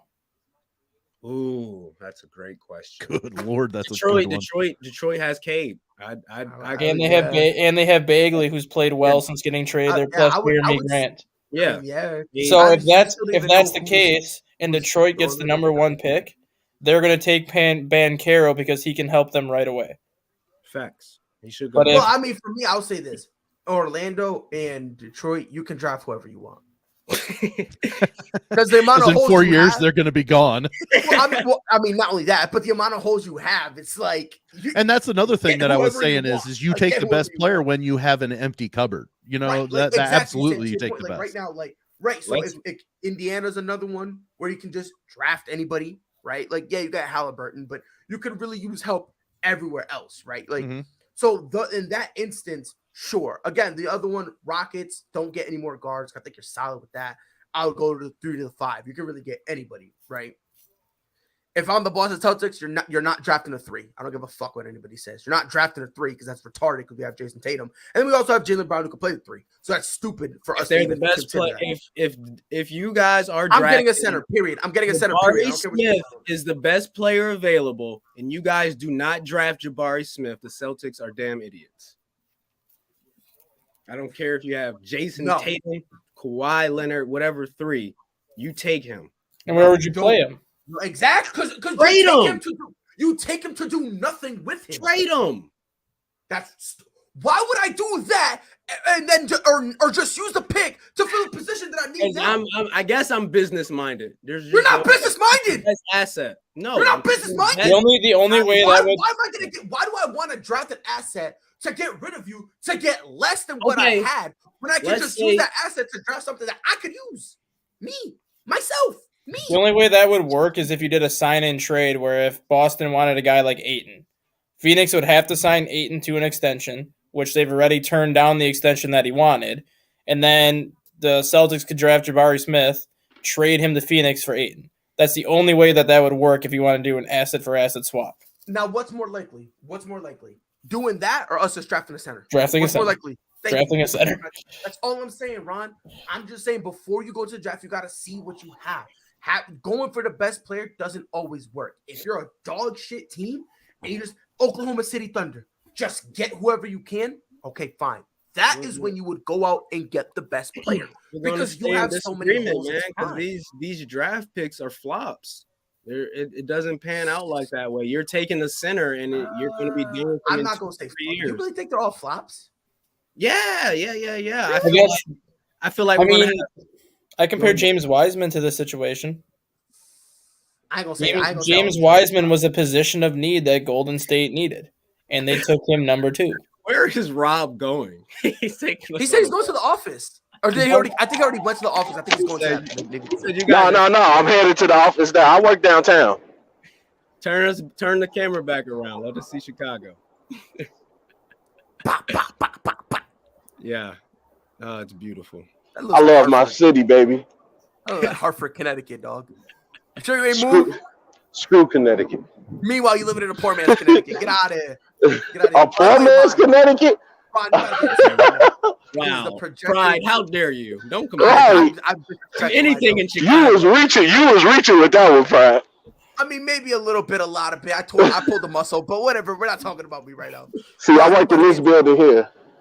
I work in the merchandise market. God damn, bro, that shit look like the. Y'all ever play Cold War? Black Ops Cold War? Of course. That looks like the. Do you play the campaign? Yeah. That looks like the LeBianca building, the one they got to infiltrate. When you got Belikov as like the inside man or whatever you got. That's what that building looked like, bro. see it. Rob I playing see some it. stuff. But Ron, you about to get tight right now because I'm looking at some projected drafts. They got Chet Holmgren going first to the Rockets. You guys all think that's a smart decision. Yeah. I mean, I'm riding with for Sam. me, when it comes to Houston, get whoever you want. I don't think because after that one, they don't get. I feel like Jabari Smith. Houston's going to be the best worst team next year. I really like what's going on down there. Yeah, my thing. As long as you don't get a guard, I don't care. They're going to As be long as better Houston than doesn't the get a guard. Pistons. They're going to be better than the Magic. We're going to be talking about the Houstons potentially getting to the play-in next year. I think they're one more year away from that. No, I think this draft they're gonna have to incorporate the new person they got to go. I From there. disagree and then- solely on the fact that the West is tragic right now. Anyway, You know what? Nah, that's a good point. You're right. Yeah, it is looking rough out there. It is looking rough out there. Yeah. So you might have a point. They're putting it together. So don't. No. Houston definitely mess had a it up, draft. But it Houston. says. But let me tell you the top 3 picks. It's Chet Holmgren going to the Rockets, then Jabari Smith going to the Magic, and then Paulo Banchero going. So to you the know, Pistons. what I really feel in my soul, I want to predict is that the Lakers get the first round pick in the lottery and it goes to the Pelicans. No, it is. It already is. I know Right now, it's going to be hilarious. It's projected to be 8th, and it's going to And it's going to drop. to the They're going Pelicans. to keep losing. Oh man, that's crazy. I almost feel bad. I don't. So let's just laugh. Almost. I don't, because the Bulls had that happen to them last year when they lost their Vucevic pick and it ended up going to Orlando at like number 4 or whatever the hell it was. Chicago. Jeez. So the Thunder in the first round picks have 4. Yeah. Holy crazy. I wish I was. I'm trading all of those and trying to get Paolo. Let me see. I think Well, you trade 3 of them, you could get up there to take it. Yeah. even. What numbers are all their picks? I'm telling you right now. I think they have 2 in the top 10. I think 3 in the top 15. No. 2 in the top 15. 4, 15, 30, and 34. Okay. So I like 3 first rounders and a second rounder. Trade number 30. Trade number 34. Not what was it? 15, 34, and what? 4? And 4. Trade 4, 34, and 15, and try to get into the top 2.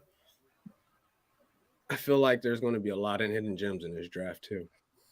Hold on. You just said a lot of flops, now a lot of hidden gems. Ron, you got to pick Yeah, one. there's always hidden gems in like the team. Stop it. You're confusing me, man. You're confusing me. I wonder what they're gonna do with the 53rd and the 54th pick. I wonder who's gonna get them. Burn them. No, I'm serious because I don't know if y'all remember, but that whole tampering thing, with Milwaukee and the Heat, they forfeited their picks. So I wonder what they're gonna do with those. There's one lesson I learned this year, and then that is picks are actually valuable. And I'm talking about the Lakers, man. It's because for like a couple of days, I was like, wait, maybe the Lakers are actually tanking. They'll get a great draft pick. And then I looked it up. I was like, oh, wait, get your pick, and it's not even protected. And It's crazy too. Ron, Sam was talking about this, what was it, 2 days ago? Yep. He's mind blown that it wasn't protected. He's mind blown about I that. am, because you know what? Even if you think you're going to win for the next 10 years, whenever you trade a first round pick, you never know when age and injuries are going to get in the way that you protect that for the lottery. Damn, how do you not just simply make it top 1 protected? If we Yeah, get the you first can, pick, I'm sure you can put that caveat on it. You really can. the Lakers was thirsty for AD, man. Well, and like they got them a ring, so But they got a ring from it. They like got a I ring. said though, and I Sam, get that, but Sam, if we were thirsty for a Roldis Chapman too, and we got. I a made ring, that and look what comparison hell the other that day happened. too. I made that comparison the other day too, because they gave up their best prospect for Chapman, and it got the ring, and I don't damn it, because I've been waiting for so long to see that championship. The ring's worth it. But when you have the opportunity, unless it was a deal breaker, you protect it to the lottery. Yeah, I mean, you because need to go back to being an agent. Yeah, because for the worst case scenario, I mean, they're thinking they're going to win forever, so it's going to be in the high 20s, 30 pick or whatever. So it's not that big a deal. But what happens if you end up with a lottery pick, and protect that unless it was a deal breaker? SMH. I just love America, man. Lakers are so worried about a coach. They need to find someone to come run the team. Yeah. Nah, bro, it's fine. Let them do their thing. I'm just glad right now. Well, they got pieces they can't move. Frank Vogel is the only piece they can move. Yep. To be honest, like the Nets and Doc Rivers. We need to get Pelinka, or the Sixers and Doc Rivers. Sorry. Yep. You say, I would get rid of Pelinka because he succumbed to LeBron. Like, sometimes as a GM, you got to be a GM. They say, look, LeBron, I know you want Westbrook, but let's really talk numbers. Is that a great fit? You're a ball dominant guy. He's a ball dominant guy. He's not a shooter. Is that really going to work? Yo, he was an MVP. He was an MVP. He was an MVP on a team full of bombs. And at the end of the day, if LeBron comes in your office and says, no, I don't want Buddy Hield, I don't want DeRozan, I want Westbrook, no matter, it's LeBron, you can F you. No, I don't care. Well, we're going to draft who we want. But you got to understand. I get what you're saying, but I'm also going to tell LeBron, look, I get you made it to all these finals. Did you win all these finals? Let me do my job and you do your job. See, you can't say that because then LeBron's come back and be like, "When's the last time I made the playoffs without me?" The Lakers. So I feel like wanted if you do that, now you're going in a ticky tack back and forth. Where like, Yeah, no one's but you really got gonna it. win. But you also bring up the fact that you had this young talent and y'all didn't make the playoffs. And yeah, then I he hate can how- say, but the thing is like the rebuttals that y'all go back and forth with, it's to no end because you say that and LeBron can go, okay, you got rid of all that talent, got AD, and we got you a ring. So it's like LeBron. when you say that to Bron, you gotta be careful how you say it because you're not gonna win a back and forth with him. It's always gonna be a stalemate because that's just how it is. Go ahead. LeBron's gonna play regardless. He's not gonna Right. sit out. He's not gonna become a James Harden. The Right. Lakers wanted it too. And I hate how Magic Johnson comes out, LeBron, blah, blah, blah. No, it's a team thing. Stop it. Hey, not just Magic, Kareem too. Kareem got to get some of this action too. All this criticizing LeBron stuff, man, you got to stop it, bro. But here's the thing. We also need because you guys are saying it's a LeBron James thing. It's not. It's a superstar thing. Because James Harden when he was with Houston, he was getting everybody and their mother. But Shannon Sharp brought up a good point. Michael Jordan wanted people, and Jerry Krause said no. Like sometimes as a GM, you got to say no. It's fine. By the way, I'm just glad you finally said that Michael Jordan actually asked for other people. He did. I mean, what player don't? If I'm playing with bombs, give me some people that can play. I just don't. I just want the reality. That's all. Yes, sir. Yes, sir. Hey, Ty, what's our word? Consistency. Consistency, baby. The thing is like, we voted yesterday. We're not going to talk about the Lakers anymore. Ron, you brought it up. I know. That's what I'm saying. That's enough. No. I'm just saying. I'm gonna say this, and then we're gonna move on. Like, it's not a LeBron James thing. It's a superstar thing. Because I said James Harden got whoever he wanted. D Wade got whoever he wanted. Like, let's D Wade was the only person that made smart choices. James Harden made all these choices, and what did it get him? Exactly. Think about it. Like Kevin Durant. How you think James Harden got there? And then how you think James Harden got out of there for them to get Ben Simmons? So I think it's a superstar thing. I really do. But I do agree with y'all. There's times you got to say no. You know, you got to look at him in the face. Like when he went in Miami and he asked Pat Riley told him, no, we got you locked down for 3 more years. We got you locked down. But and if you don't want to play, we don't want to pay. That's how it is. You know, Bron is going to still go out there and play. You know what I mean? As long as you say no respectfully. Like when Pat Riley told him, look, Bron, we love you and all, but we got it up here. We're paying you to perform on the court and get us a chip. That's what we're paying you for. You know what I mean? So I feel like if he went up to the Lakers could have been like, yo, hold on. Look, we appreciate it, but look, we going to handle things our way. And it's gonna get us success, and we'll be okay. You know, like. Well, like I still feel like Pat Riley in the mafia, so you ain't gonna go disrespect Pat. Ain't no way your hair slicked back like that, and you got a ring like that, and you're not in the mafia. I don't care what nobody says. He's a Don. I don't care. I'm convinced at this point. How many rings does LeBron has if he stays in Miami? How many more? What? You want to know the God honest truth? You want to know rings. the God honest truth? So he's got 2 since he's left. How many does he have if he stays? You want to know the God honest truth? Tell me. If he stays in Miami, I don't know if he gets 1 more. I don't think he does. He won? I don't think he does. Come on, we're talking about Pat Riley. I think we're also talking about an aging roster. An aging roster in the young Golden State team that took over the NBA. It's been for almost 4 years. 10 years since he left. Know, brother. It would have been a lot of different rosters. Golden State would have still had that roster. I don't know if Miami could have replenished it. To be honest with you, I don't think Miami Heat would have made. I don't think Miami would have made the moves that. Like a lot of the moves, a lot of the youngsters they picked up was because they went through some mediocre times after LeBron. It sounds like we just admitted that LeBron's better than MJ. LeBron is better than MJ? Yeah. Yeah, LeBron is better than MJ. Oh, you love to see it. A guy that doesn't focus on scoring is going to lead the NBA in scoring. R.I.P. Kareem. Ron's drunk because Kareem's not dead. What the hell? I'm talking about his, Oh, his record. Most points. Oh yeah. It's funny. That's Bron's not it. a scorer. Bron was never a scorer. But he's leading our league in points. You love to see it. But you love to see it. Yeah, I hate to see the people just stuttering because they know. Yeah, you can see the hate. That's why MJ did The Last Dance. Moving Hey, on to baseball.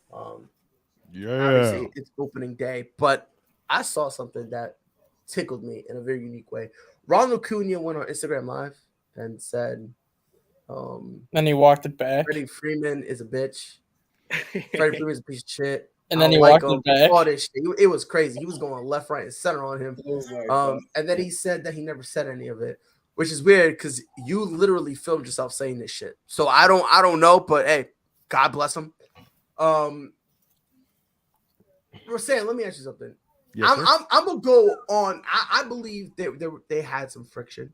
I believe so. Do you think that it was a situation where somebody, I'm not gonna say who, but one of them said it's either me or him? And do you think that's why they handled the Freddie Freeman departure as sloppy and dare I say disrespectful Hell no. as they did? Hell no. I don't think so, because you know what? If that's a force, I would take Freddie Freeman over whoever it was, probably. Ronald Acuna? And here's the reason why. Yeah, and here's the reason why I say no. Also, Ronald Acuna has already got a 10-year, $100 million extension. He's already locked up. So why does it matter what they do with Freddie Freeman? Correct. He's already locked up for the next 8 years in Atlanta, and chances are they're going to restructure that deal before he gets to that 10-year mark anyway. So why does it matter what they deal with Freeman in the next 4 or 5 years? You got your contract 2 years ago. You have a 10-year extension. You're paid. I agree. I don't think he would have. I don't think he would have been the one that made that comment. And anybody else on that Braves roster, I take Freddie Freeman over. I just want to throw it out there real quick. Wow. We'll So guys, help me out. Real quick, Ron, and then I promise we'll say I just want to throw it out there. The Charlotte Hornets are basically the front runners for a Russell Westbrook trade this offseason. So All goodbye, right, the LaMelo. Hornets. Goodbye, LaMelo, I guess. But yeah, I just want to throw it out there. We'll talk about more in depth that tomorrow and Ron, I want you to be here because I guess LaMelo's your boy. Russ, please just come off the bench, Russ. You don't need to start anymore. Or just don't. I would love it if Russ was coming off the bench. I'd also love it if he just doesn't come back. But Ron, you wanted to say something about the situation? Yeah. How good, Sam? You kind of just said it. You said Freddie is your guy regardless. How good is Freddie compared to everybody else in the league? Because right now I feel like he's got to be at least like top 5. I put him at 1 of clout. I mean, he just won a championship. Like he's the guy right now. I'm not putting him at 1. Okay. I think he's your response already lets me know that he's. What was it, Ron? What was your question? Wait, hold on. Ron, what happened? I want to know. What? I want to know. No, hold on. You said my response. Yeah, you hesitated. Like you had to process it, which already lets me know that he's up there. No, he's definitely up there. Don't get it twisted. He's up there. You know what I mean? For me, I'll put him within the top 10. What was this question? But where does Freeman fall compared to everybody else? In terms of like overall players? Yeah, he said he's number 1 with like the clout. Which is fine. Which I don't mind. I don't even have him in the top 25. Whoa! Okay. Well, if we're going with that, I mean, we're talking. Okay. But yeah. Anyway, top 10. But me personally, I'm gonna take Ronald Acuna over Freddie Freeman as of now, based on age and listen. I think Ronald Acuna is better right now than Freddie Freeman. That's just me. Of course. However, if you don't want to say that, let's say for some reason you think Freddie Freeman is better than Ronald Acuna, right? Let's just say that. I don't think that the gap between them is enough for you to have to go with Freddie Freeman. I think the gap is like this if you think Freddie Freeman is better. And then when you look at the whole age thing, you're like, I'm good. You know regardless of pride, Dustin just said he's not top 25. I have 6 players in the division alone that I rank higher than him. Who? Ronald Acuna Jr. Bryce Harper. Smoking, but go ahead. Max Scherzer. Smoke. Oh, maybe. You might be smoking. Jacob deGrom when healthy. You're definitely smoking right there. No, because I said I'll say Jacob deGrom if New York went on we fire. can't do when healthy. Well, fine. Jacob deGrom, I still put better than Freeman. Okay. Kyle Schwarber because he's younger. Smoking pure herbs, but pop off. Nicholas Castellanos.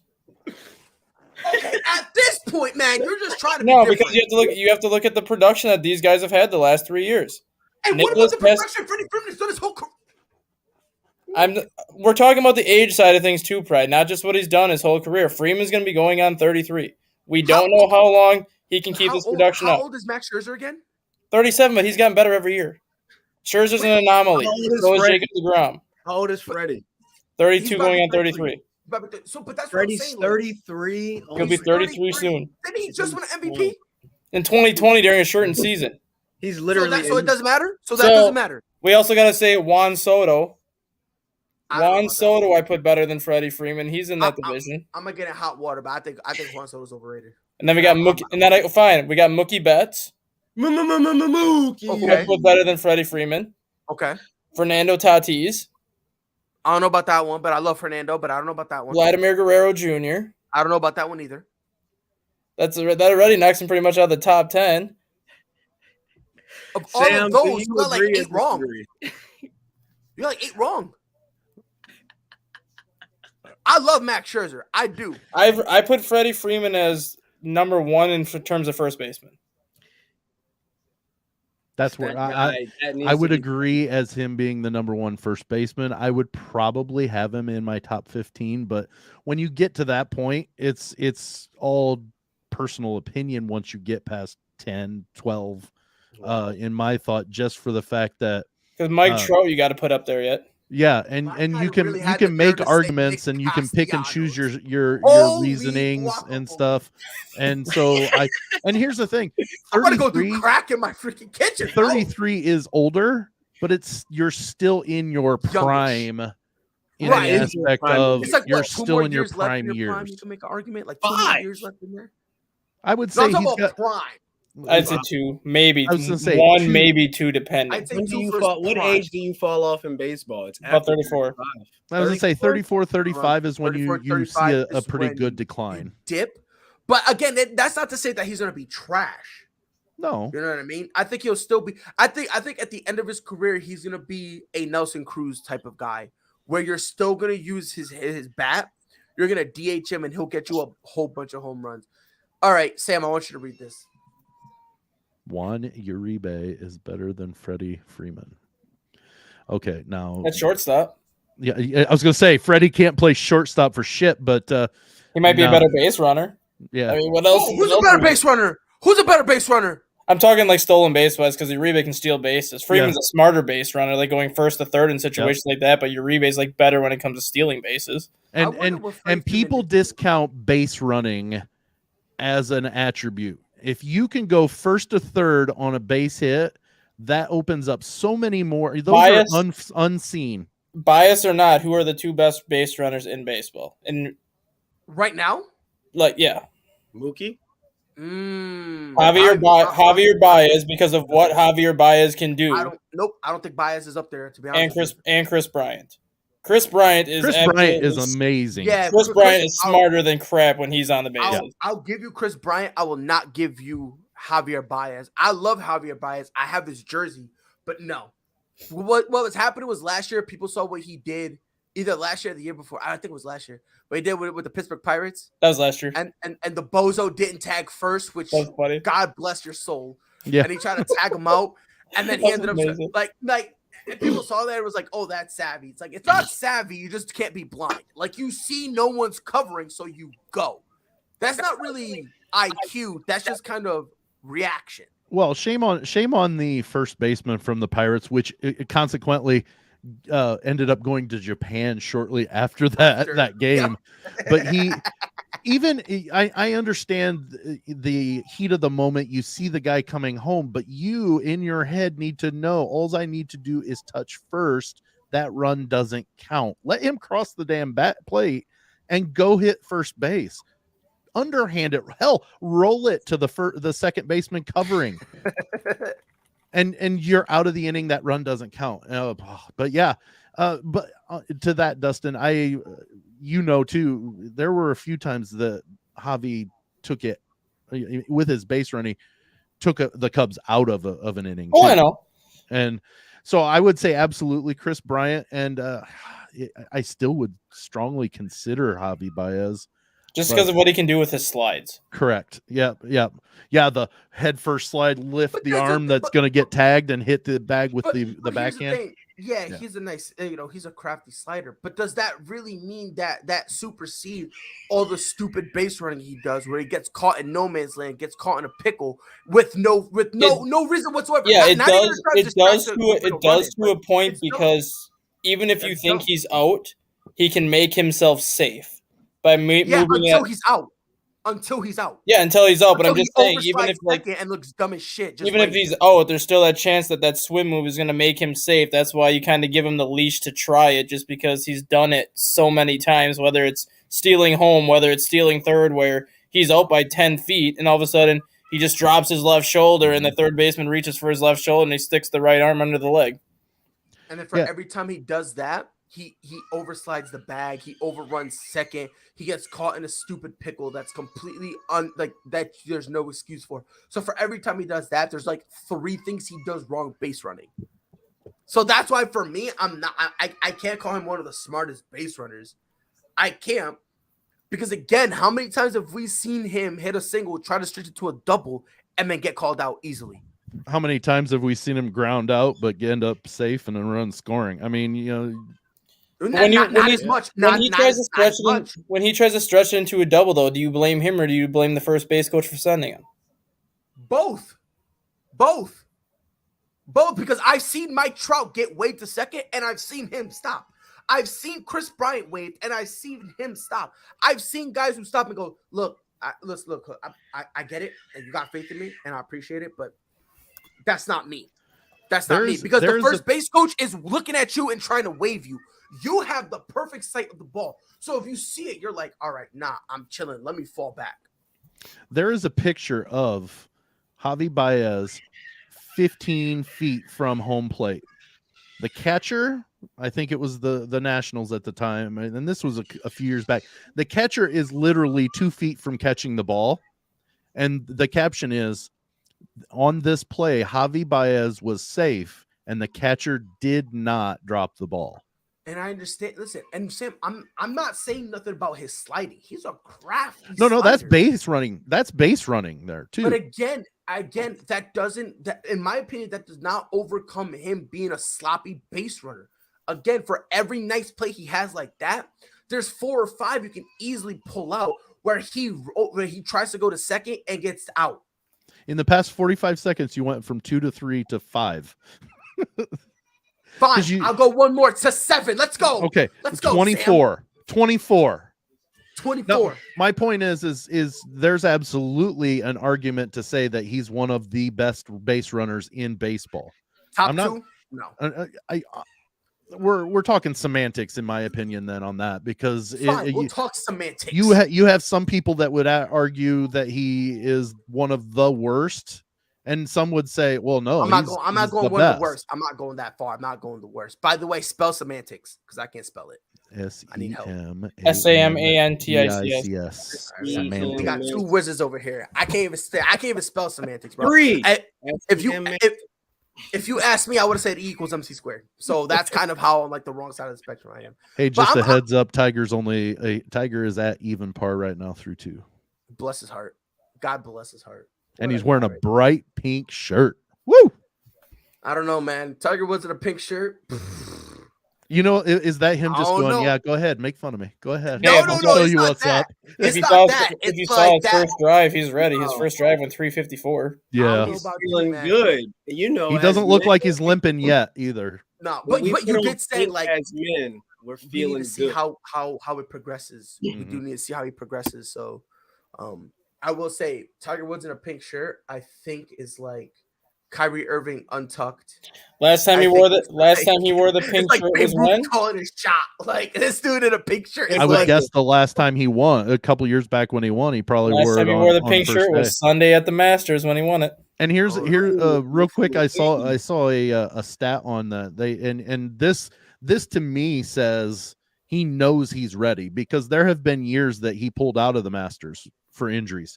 He has the longest streak of making the cut at the Masters, 21 straight tournament. The next one's Adam Scott at 12. If he knows that he's not going to be good enough to play, I don't think he plays. No, because he does. I think he wants to finish his career as, with that longest streak and dare somebody to beat it. I just don't. I don't think he sees himself missing the cut since he's playing. No, I don't think so. Tiger's coming. I don't think so. All right, so last topic of the day. Wait, you said you don't think so? Who said that? No, I don't think he misses the cut. Can we touch on that Carlos Correa thing quick? Go ahead. So, did you hear about the agent issue that he just had? I did. Why he ended up with the Twins? No. Cubs actually gave Carlos Correa an 8-year, $270 million contract offer. Carlos Correa was never presented that contract because Scott Boras is refusing to talk to the Cubs after what they did to Chris Bryant. Oh, what a putz. I've never liked Scott Boras. Because remember, Correa had a different agent heading in. Because he's not even going to take it. Because if he does that 8-year deal, Scott Boras isn't getting into that. He wanted it. I don't know. And that's why he chose. That's why he chose that 3-year deal with the Twins now, because he can opt out after year 1 and 2. I think, wasn't it? Yeah, he got opt out for both years. Both years. But yeah, he had a different agent heading into the lockout. He switched with Boras right before the lockout started. The Cubs had that contract put in place for him even before the lockout even started. Presented it to Boras, so Boras knew about it, but Boras never brought it to Correa's attention. Yeah, and you know what? I haven't liked Boras since the Greg Maddux whole Greg Maddux thing. Granted, I think that was the Cubs' problem back then. Just not offering in time. Scott Boras hate going around lately. Boras is a jackass and a jackwagon who's ruining baseball. I don't care what anybody says. He puts teams competing against only themselves. He'll say there's 3 or 4 offers for a player just to get. Look at Jake Arrieta a couple years ago. Yeah, Jake Arrieta came off the best 4-year run of his career, and Scott Boras and the Cubs gave Arrieta the same deal that they gave you, Darvish, a 6-year, $150 contract. And Boras said, "No, don't worry, Jake. Don't worry, Jake. You don't have to sign with them. You can get $200 million with anybody else." What happens? He gets a 3-year, $75 million deal and is never the same. Because Boras doesn't want his clients to do work with the Cubs after what they did to Chris Bryant. Yeah. And you know what? It wasn't just the Cubs. Any team that had that possibility, they're going to try the same thing. It may pan out to where they end up pulling them back in a year, before they get, the control, 1 more year of control. But since that loophole is there, I'm sure that the Cubs are not the only team that have ever done that to a player. But Chris Bryant being the player that player he is, the way the Cubs did it, they are the only team to do it the way they did it. I don't disagree on that. Because there's been teams where they'll bring a player down for like 2 months and then call him up at the end of May. The Cubs literally told Chris Bryant to his face that last day of spring, "We know you're ready to be up, but we're going to send you down for 10 days so we can get that extra year of control on you." No, don't get me wrong. It was an ass move. Yeah. Absolutely. They literally told him to his face that they weren't going to have him on the opening day roster just so they could get that year of control. Yeah. There's been other teams that have done that, but they'll never admit to doing it. They'll just be like, "Oh, we sent him down for 2 months because we wanted him to get like 2 months of AAA pitching." That might be like the cheap way out to say it. Mm-hmm. But I would rather have it done that way than literally have Chris Bryant literally go to the minor leagues for 2 series and then come up and it's just like, what was the point of sending him down in the first place? Literally. Yeah. And my whole point is the Cubs weren't the first team to do it. No. They were just the first ones dumb enough to say that's what we're doing. Well, they were I think they're still the only team that did it the way they did it. They'll only have a guy go down for like 6 days. Because they knew exactly how long he had to be there to get that extra year. And if you notice, the day after that extra year, he was up. They pulled him up. Yep. They could have put him on the freaking IL for 6 days, and he would have still got that extra year of control, but he would have still been on the Major League roster then. Mm-hmm.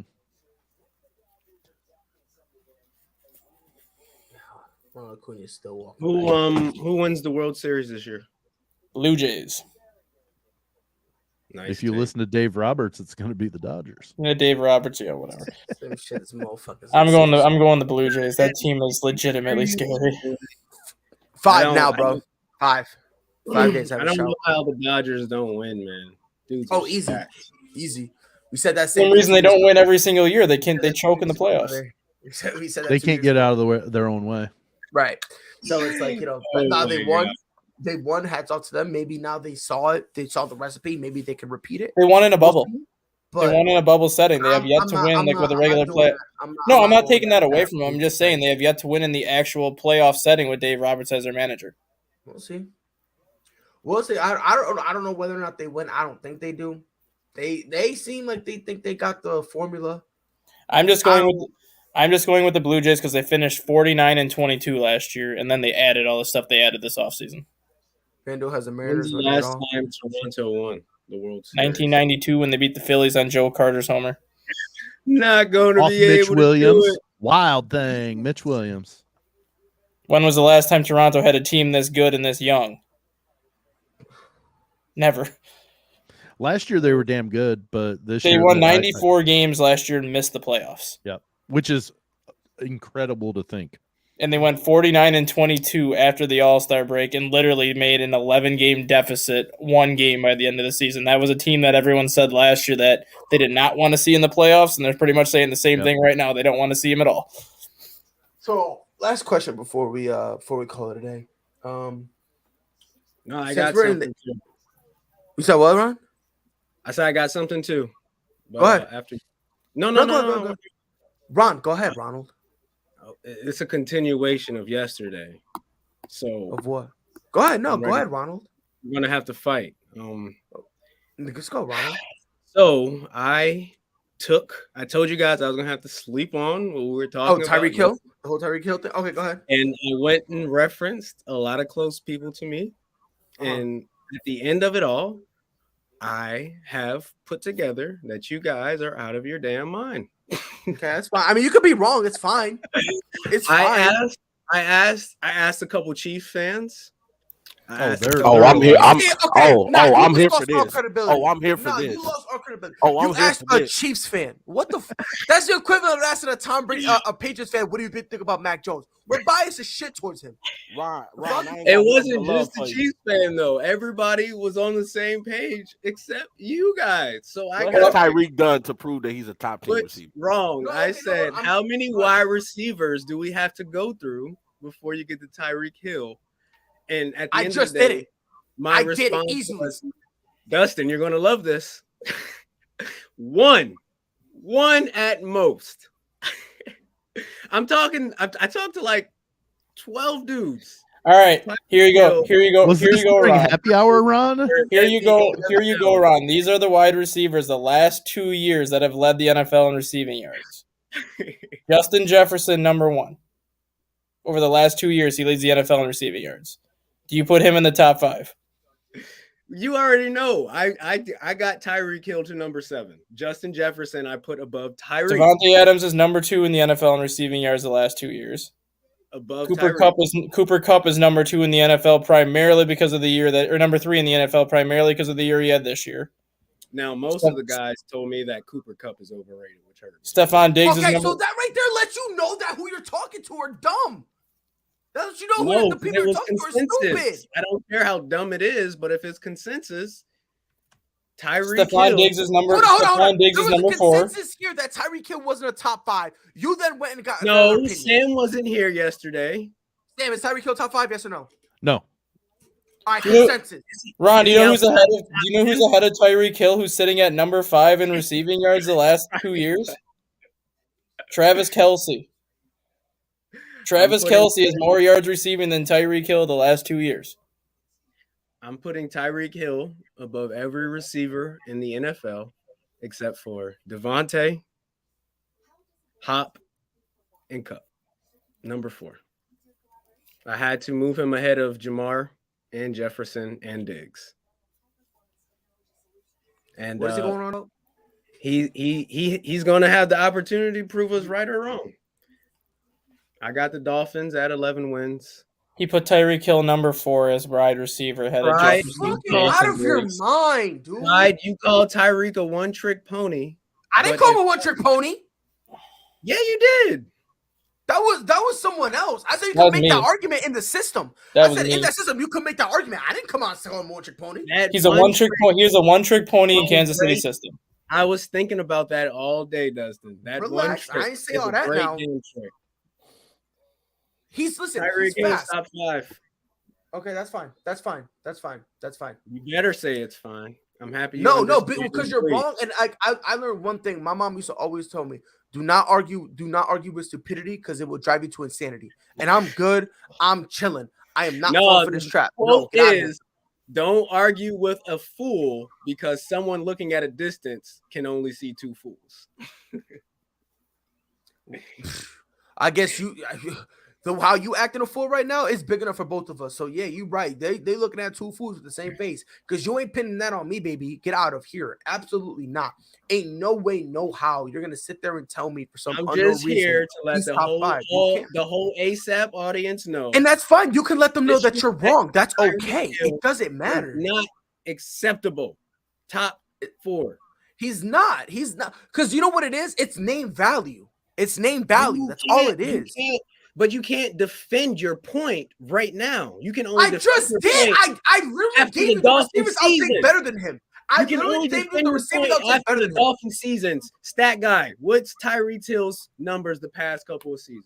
2,515 yards. He's fast. He's a speed demon. I'm not saying he's trash. But to sit here and pretend and make this false It's nonsense not talking about false. it's false.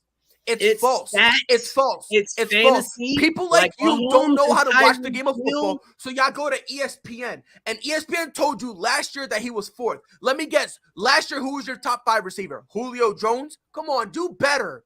Do better, bro. Do No. better. Do We better. haven't brought Yes, up he's Julio fast. at all in Congratulations, this and that's argument. okay with him. It's Well, okay that well, he's bad. And it Last works out 2 for weeks him. ago when I read No, Pride, the doesn't list bring that anything ESPN else. put together, ESPN had Julio Jones listed as the 5th best receiver. Like, what are we doing, bro? What are we Ridiculous. doing? What are we doing? What are we doing, bro? Like, at some point as a society, we need to start ignoring names. So, Y'all gotta that start ignoring guy, names. how many yards does Tyreek Hill have to put up next year to be in your top 5? 2,000? He's got to put up at least 1,200 with Tua. Okay, there we go. We'll continue this conversation in December. And even at that point, it wouldn't put him in the top 5 yet, just because Well, You what have does he Adam- have to do? he has. I'll tell you, Ron. I will tell you exactly what it needs to do to be top 5. I'll tell you exactly what it needs to do. Be better. That's it. That's it. Run a you route. know- You know, That's it. Devontae, Hold on. Run a route. Stop being Butterfingers because he drops passes more than Hollywood. Y'all slander Hollywood because y'all think it's cool and it's fun. It's casual because ESPN tells you to slander him. But when Tyreek Hill does the same thing, it was a bad ball. Nobody. Devontae Adams and Make D the Hop right are going to up. give you Come on, Devontae Adams and D Hop are going to give you the numbers they give you every year. Easily. They're going to be 1 and 2 for probably the next 5 years yet. Like Justin Cooper Jefferson Kupp's ain't probably better going to be than him. number 3 for the next 5-6 years yet. I don't know if I can agree with that. I have to see D Hop with this refurbished broken Murray, and I got to see Adams with Carr. Broken Murray? Adams with Carr, I'm not worried about. They played together in college. I'm not worried about those two at all. Hold on. I don't you know said if- a broken. I don't know if Murray's going to be a quarterback this year or he's going to end up playing with Oakland Athletics. Well, nah. He's gonna be playing quarterback. He said it. Nah, he said it. He said it. Now if it's a lie, he told it. If it's a lie, he told it. All right. And hold on, you can't even say that because D-Hop was putting up magical numbers with Kyle Orton as his quarterback. Yeah, When take Matt away Schaub Deshaun. is Take quarterback. away Deshaun Watson. Hopkins really has not had a great quarterback. He played well with Murray, but look at all the other quarterbacks Hopkins has had to work with, and he puts up the numbers he does. And he was Houston's only option, and he still put up those numbers. Okay. He's coming back off an injury as well. We'll see. We'll see. Exactly. Now, We'll if see. he either gets injured or has another bad, or he has a bad year, then he'll drop. So, No drama. Pride, how many touchdowns and yards does Hill have to put up this year for you to let him in your top 5? 15, 10? I'm gonna be nice. Hold on. I'm gonna give him nice. 1,500, 10 touchdowns? I'm gonna give him no. I'm gonna be nice. I'm gonna be nice. would be nice. And one of my That's what- favorite things that I saw about Tyreek Hill is that you can use him in every aspect of the game: special teams, offense, defense, whatever. You can say Defense! Defense! At this point, now you're babbling. Now you're making shit You up. could Now you you're could say making that shit you up. could say that about Justin Jefferson and Diggs too, because Diggs Wait, used to return- hold on. Didn't Rob Gronkowski play Dig- safety one time? Oh yeah, Diggs nah, is- bro, 100%. Diggs is not doing any defense kick returns. Diggs was a punt returner his first 2 years in the NFL. You talking about Stephon Diggs? You Diggs better was, ask somebody. You better Dig- ask somebody. I'm Diggs was asking you. Diggs was a punt returner his first 2 years in the NFL. He led the NCAA in punt return yardage when he was at Maryland. Ended up hurting his shoulder, which is why he fell to the 5th round. Otherwise, he would have been a 2nd or a 3rd round pick. And mind He you, in got- the NFL, he's still returning punts. And then when they realized they He had got a something shot. special He in got him, a they shot did in whatever. Minnesota because Mike Wallace didn't pan out.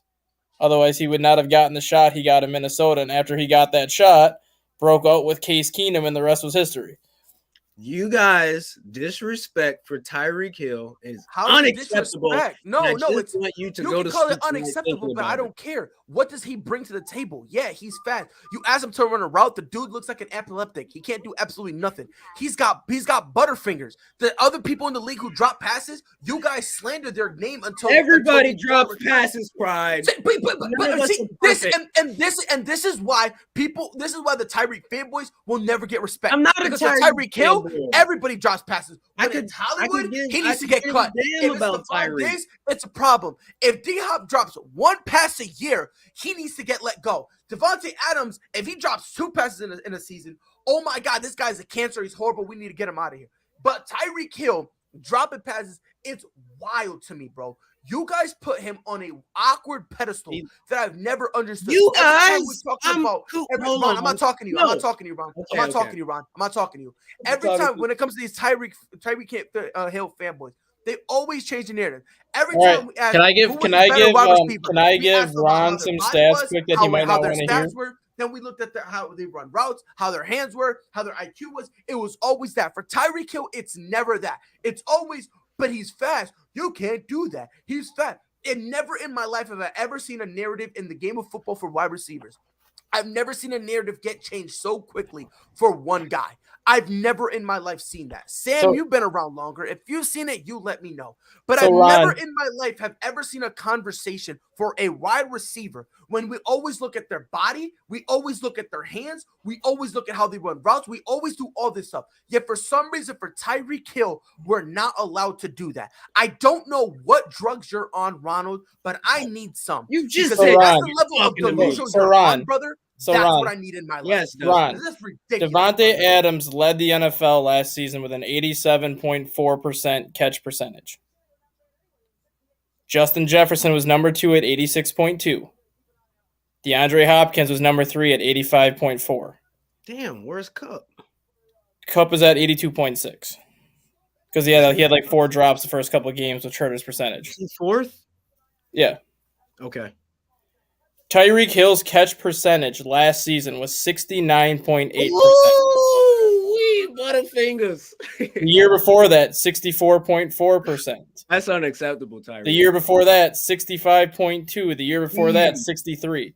Only twice in his career has he had a catch percentage above 70%. He also had 9 fumbles last year. Recovered 7 of them. He also had 12 drops. Led the NFL in drops. 6 of his 12 drops ended up being interceptions because he tipped them up in the air. I can't debate those. But let's read 40 times. Like Sam he's said fat. And listen, yesterday, and Ron, they're saying he's Tua's fast. going to expose for Tyreek Hill what he is. Well, Speed. listen, and here's the Speed thing, up. Ron. Again, Ron, you What's kick the line back sexiest to the thing in a speed. draft combine, Sam? Not Oh, not It's speed. 40 speed. It's 40 speed. 40 time. Sorry. Hey, if that's the Only if that's the Say that, and sexiest then thing in meanwhile, the draft, holla at me how Jarvis Landry's been doing. if that's the You let me know how sexiest thing in the Jarvis draft, Landry's then that video that I sent to you, Pride, better be going to the combine real quick with that lineman. Yeah, I saw The guy that that. ran a 10.3, that's like Georgia. 6'5", My- 290 pounds. Guy from My whole Georgia? point on that one is, Yeah. is your first stat that or the thing that you hear from the combine is what was their 40 time. So that And- would and be the again- sexiest. And here's the thing. I stat understand from- what you're saying, Ron. He's fast. Now, So, has anyone let's- here said let's- he's not fast? Let's talk about the dating realm. You get this wholesome young lady. She is affordable.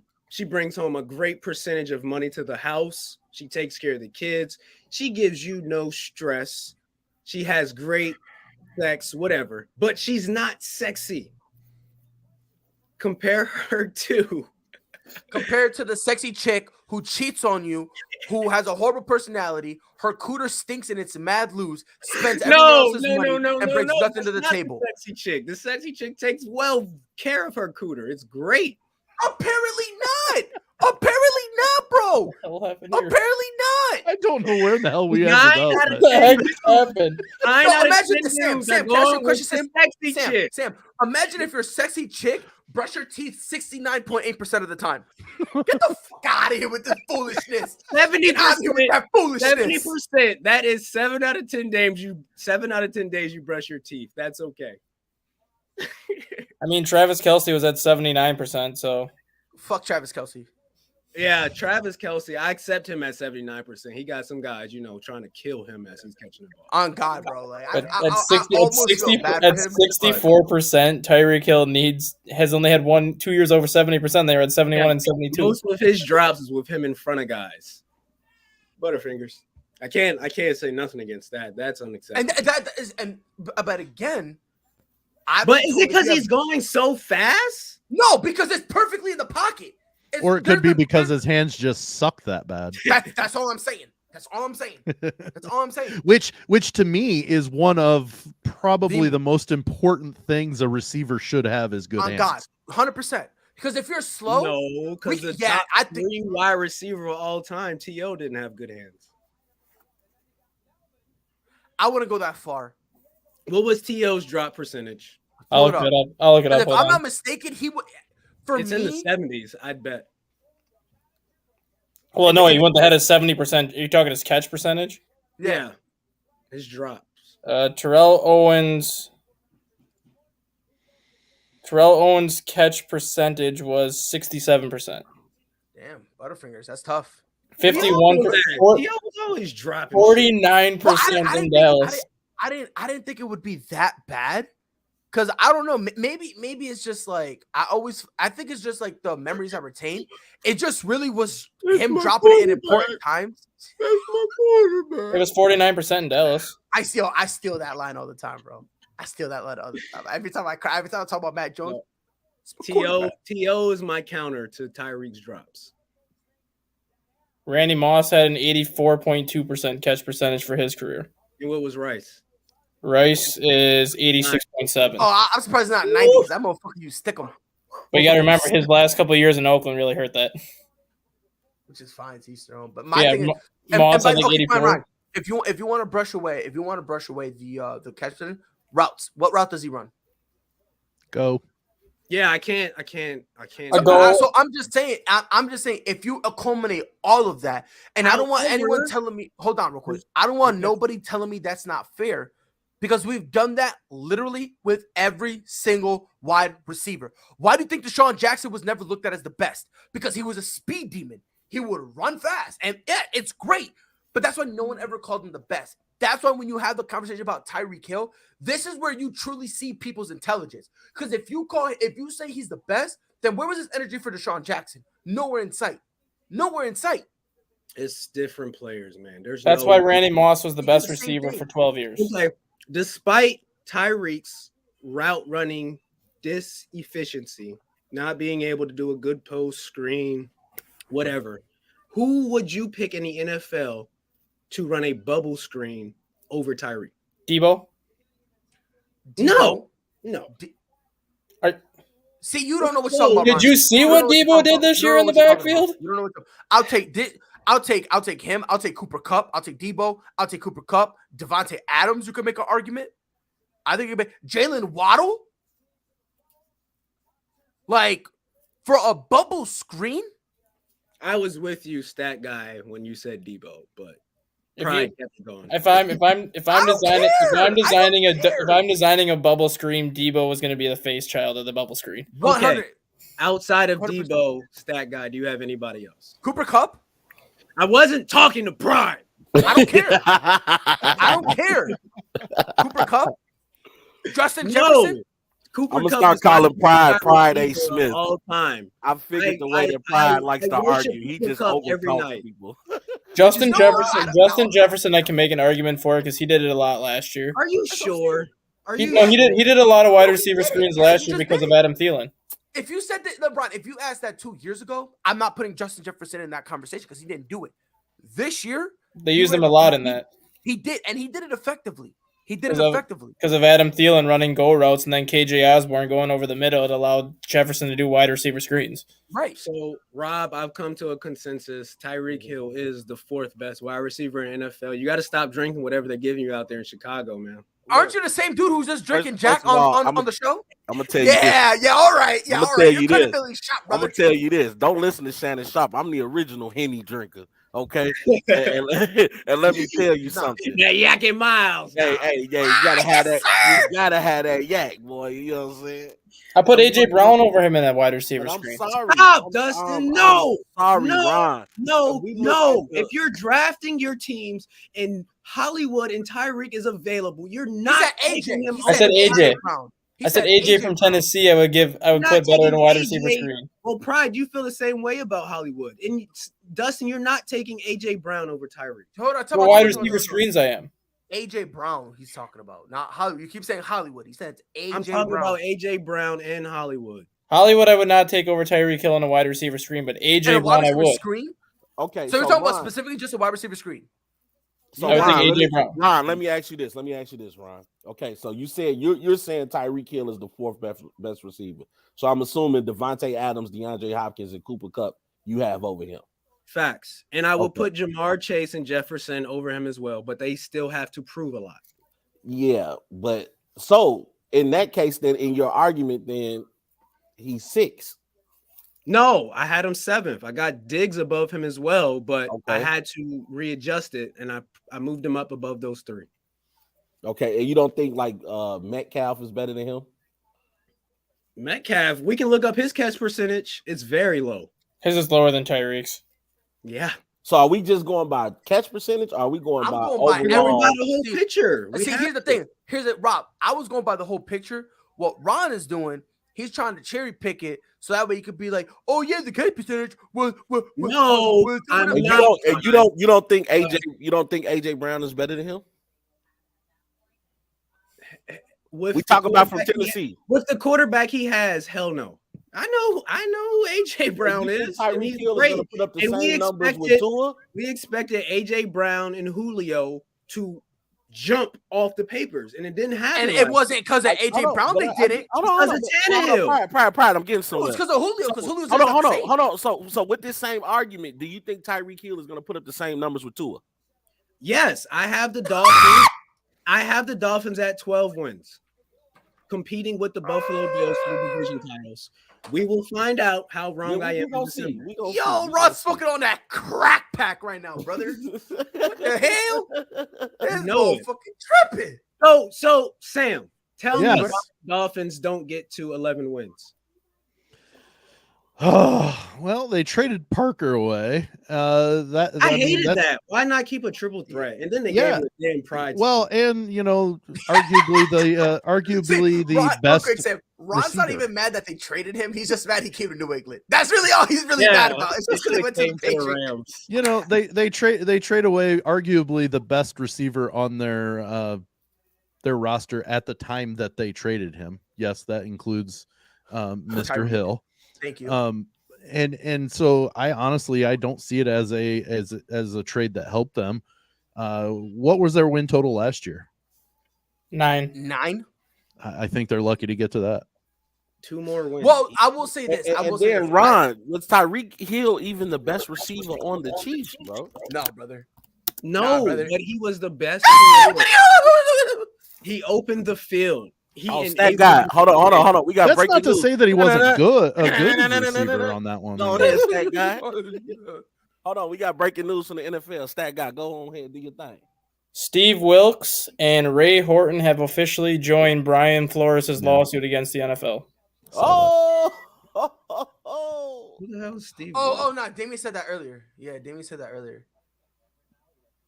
Like I said, Brian Flores had a legitimate case for him to risk coaching in the NFL again to bring this to the attention. And now if more people join in.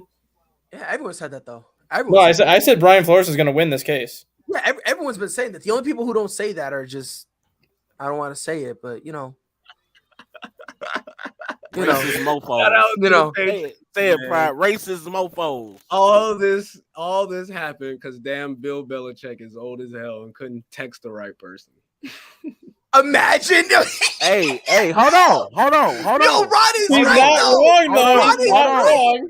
Bill Belichick is so meticulous. How you know he didn't do that on purpose? He has a I think relationship. he did. He has I a think he relationship did. with That's Brian not Flores. a bad argument. He has a relationship with Brian Flores. He like, hey, bro, I'm giving you a heads up. They I'll ain't be giving you that 100% shit. honest. I'll be 100% honest. I would not be surprised if Bill Belichick and Brian Flores had a conversation before, and Right. Bill Belichick was like, bro, they doing you dirty. And Brian Flores said, what the fuck? And I would not be surprised if they hashed this plan, and then he actually did that. I'm just saying. I don't think I don't that. doubt Bill Belichick. I think man. We that's a talking about possibility. One of the greatest minds in the game of professional football. I mean, that's a possibility. Everything he does is intentional. Yeah. I'm pretty sure the man knows how come to on. take. He's the smartest mind. I mean, he's the CEO of one of the greatest businesses. Oh, whoa, no, hold on. Bill Belichick. We're not talking about Tua. Relax. Nah, because I heard now Tua Pride, come out of your mouth. hold on, now I heard Pride Tua, smoking and I on was that like, Tua. hold on. You smoking on that Tua pack. Nah, I'm smoking on that Tua tongue of like go to pack, dog.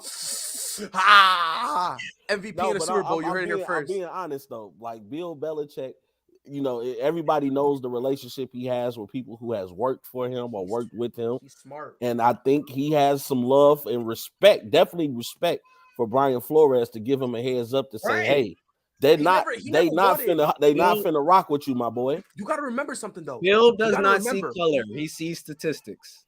Not only that, but you got to remember, Bill Belichick never wanted Brian Flores to leave.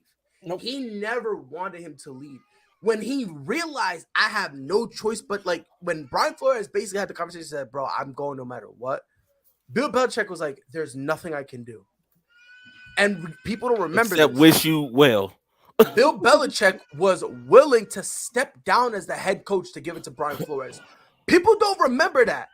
He was willing to give up his job to keep Brian Flores and the Patriots organization. Well, you got to think about it. Flores said, I gotta spread my own wings. He's had intellectual conversations with Brian Flores. The last thing I want to do is give you away in the same conference to be a head coach with somebody else. Give you away, period. So and I really think that the Miami Dolphins, they need to be penalized for that, bro. And Ron, the real quick, NFL, bro. Ron, can I When ask you a Bill question? brought back, dude, what was the offensive coordinator's name? That went to the with now. Bitch boy who went to the Raiders? I'm talking Raiders. about McDaniels. Hey, bitch Oh, boy. Judas Iscariot, head ass. Why don't you want him to move on and have a great life, Pride? Stop. No, I do. It's just, Did I'm you gonna just talk about call shit him? while he's gone. Did you just call him Judas? Judas Iscariot, head Man, ass. the man What? has to. Hey, you got to let the peacock fly, Pride. Yes. And listen, he go take off ahead. 10 years Listen, of I'm his gonna let life. you right now. I'm gonna let you right now. First of all, You get to peacocks live don't for fly. 6 decades, and he gave Hold y'all on. First one. of all, peacocks don't fly. You got to let the right? peacock First of fly. Well, he can't fly because peacocks don't fly. So that's number one. Number two, I listen. I hope he spreads the wings and flies, and I hope he flies to a city and runs into a window and dies. I don't care. I'm good. I hope his hopes and dreams die in front of him. And I hope Derek Carr just all of a sudden. I'm wins like trash. sorry, Pride. This is I why you understand- can't trust I Boston. understand how you feel, but I'm No. sorry. And this is just I specific for think Josh Las McDaniels. Vegas Raiders are going to be a threat in the AFC. Well, they are, but not because of Josh McDaniels. Let's just get that out the way. But, The Raiders should be the best team in the AFC West. Well, Chargers. I think them and the Chargers you can make. an Yeah. Yeah, the Chargers. Hold Oh up, my guys, God, hold up, that guys, souped hold up up, guys. defense. I love the Chargers more than anybody. You can make the Did we argument for not Chargers. say the same thing last year about the Chargers? But And you look at the also moves they didn't made, bring though. in Nick Bosa Yeah, and Khalil bro. Mack. They're not riding with the same team, bro. They And they got made JC upgrades. Jackson. So, Right. yeah, brother. So that's kind of why I'm saying, you can make an Okay, argument for I that. feel Now, like the Chargers are like habitual line steppers. Make it happen. think You so? you could make an argument for the Chargers in so many past seasons, and what have they done? They've bowed out early or one All round the to Sam, end. get the hate out your heart, Sam. Get that hate out your heart, Sam. Yeah. Come on, Samuel. Samuel, get that hate out your heart. Like, Ooh, you just called me Samuel. You're officially welcomed, I guess. Sam, why were the Chargers out of the playoffs this year? They couldn't tie the Raiders. Nope. It's because Brandon Staley forgot how to kick a field goal in that second game against Kansas City. They win that game, they are in regardless what happens in that Raiders game. No, I'm not arguing that they're always good to get to, but like every year people are like, don't overlook the Chargers, and then they were the one seed in the they were the one seed in the AFC for a month last year. They were a scary team. I'm not at all arguing that they could be, but until they prove it in the postseason, I'm just not going to buy the Chargers. Hey, Ron can respect this phrase. You got to trust the process. Ron, can I ask you a question real quick? Ron, real quick. What do you think about Joe Burrow? Smoking Joe? Yeah, what do you think about him, Ron? He's the dopest black guy on the earth. Facts. So, can I ask you a question? Would you call him? Are you comfortable calling him like a top 7 quarterback? This is very biased. After this past year, I have no problem with saying Joe Burrow's the best quarterback. I was the European tour. Okay. So, based off of 1 year, you're willing to call him the best quarterback in the league. Yet you need more time to see what you get from Justin Jefferson and Jamar Chase. Come on, man. My bad. When's the last time you watched Justin Jefferson in January? You said what? When's the last time you watched Justin Jefferson in January? Okay. You're right. Bet. Okay, so why isn't Jamar Chase top 5 then? Because I just said Joe Burrow is the best quarterback right now. Hold on. The same argument that you have. Hey, you don't call him Joe Burrow. That is smoking Joe. I didn't say nothing about that. I didn't make no argument about that. I didn't say nothing like that. Have a good I didn't say it's because of the quarterback. I didn't say that. Come on now, do better. Come on, chop. You gotta get it. You gotta give it the program, Buster. That is smoking Joe. No, it's just weird. Ron will call Joe Burrow the best quarterback in the NFL based off of 1 year. Yeah, he needs to see more from Justin Jefferson. He needs to see more for Jamar Chase, who just so happened to be the wide receiver that was with him in January. But I don't know, man. Maybe I'm just delusional. Why do you need to see more from Tyreek Hill? Bro, we seen what we saw with Tyreek Hill. He's at his plateau. Tyreek Hill is fast. He's zooming fast. He's zooming fast. And no one will ever take that from him. That's the thing we say about Tyreek Hill. We don't take anything away from him. Do you play fantasy football? You say describe Tyreek Hill, and then you say okay, and then you say quiet, Rob. I'm talking to Sam. Do you play fantasy football? Since I moved this last summer, I jumped out of the league that I'd been in for a decade. But here's how I played fantasy football. I printed off the day of the draft, ESPN's top 300 players by position, separated by position, and then I drafted. And I kept Packers out of my fantasy team. Is Mahomes good man, Sam. Tyreek Hill not the greatest duo, arguably, of all time? Of all time? No. So you're gonna put him? What about Mahomes and Kelsey? What are you forgetting that he's not the best receiver on his team? Hill has 50, 60-point weeks. Stop it. Now let me ask you, Ron. What would you say one of? Like how many would you say? Okay, let's try to. Are you saying better than Aaron Rodgers and Devontae? Devontae and Aaron Rodgers is a great duo, but they're not better than having Mahomes and Hill. Like you're winning your fantasy league if you got Mahomes and Hill. And multiple people can come and attest. I won my fantasy league. Doesn't mean shit. Hold on. But you can't sit there and use fantasy because now it depends. What fantasy? Hold on. What fantasy are you talking about? Are you playing dynasty or are you just playing year to year? That matters. That matters. What are we talking about? Because if you're playing dynasty, you're going younger. Shut up. What do you mean? Hey Ron, don't get mad. I like your hat. No, it's just common sense. Yeah, the Atlanta Hawks is the Sixers' daddy. Ron, you asked, are they one of the best duos of all time? And I'm going to ask you, how many are you considering before I say no? Anybody. No. I'm saying because I wouldn't say they're number one. I wouldn't say they're number two. I was about to say, but are you saying top 5? Top 10? I mean, and on top of that, like when you're saying duos, do they have to be together a certain time? Because I'll get the name of some duos now. Brady and Moss, they were highlight. We can talk about 1 year. So in a year, who do you take above Tyreek Hill and Mahomes. Brady Rice and and Moss. Montana? Rice, Montana, Young, No, Young and I'll take Rice. Rice, Young I'll and take Rice. Montana. I'll They're take higher than that? what's my We're man's including name? Rice, What's Moss my and man's Brady. name? Moss and Culpepper. No. Right, Moss and Moss and Brady. Culpepper. I'll take McNabb and Owens. No way. No Yes, way. I don't know about You're taking McNabb and no one. McNabb. I'm taking them. I'll take Moss and Brady.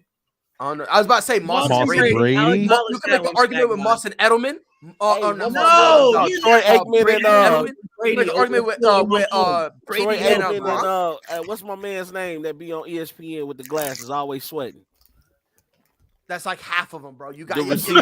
got No, I'm talking about the receiver that be on First Take. You be like, "What you talking about, Steve?" Oh, Michael Irvin. Right. Michael Irvin. Troy Irvin Aikman and and You're not Michael taking Irvin. Irvin and whatchamacallit from Maybe. Dallas.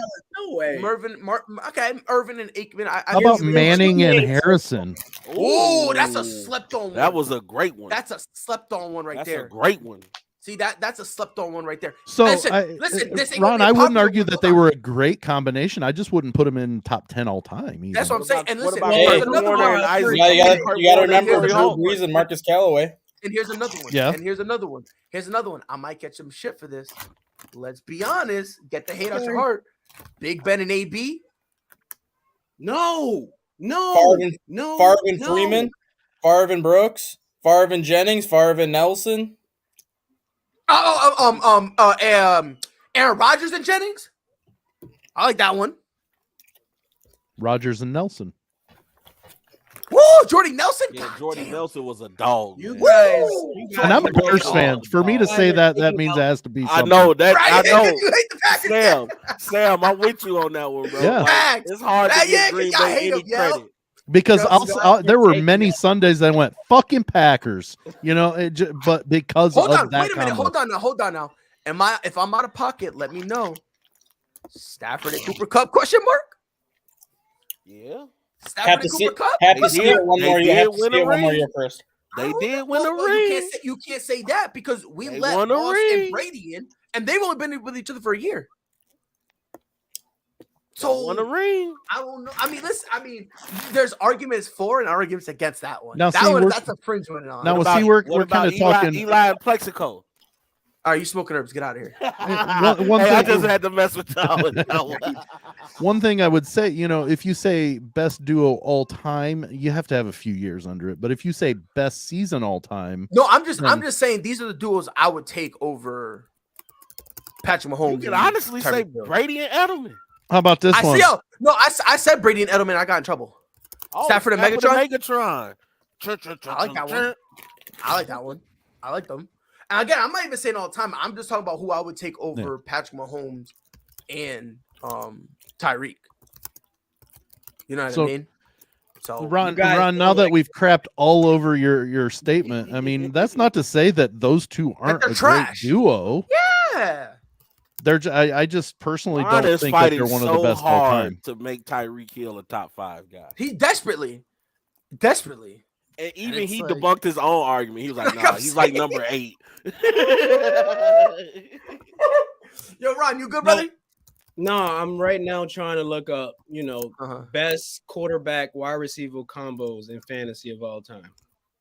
And again, We're he's- talking about real life or fantasy. that's what I'm saying. You're He's not taking Earth, Wind, and fantasy. Fire, brother. Yeah, We well, don't The care about earth we fantasy. live on is not real. How dare y'all? We're in the metaverse. Nah, he Said right. we This in is, the life is a Matrix. simulation. Life We is in a the Matrix. simulation. Stop it. Fantasy is the realest thing that comes around year round. For me. All right, now you smoking pure herbs, but pop off.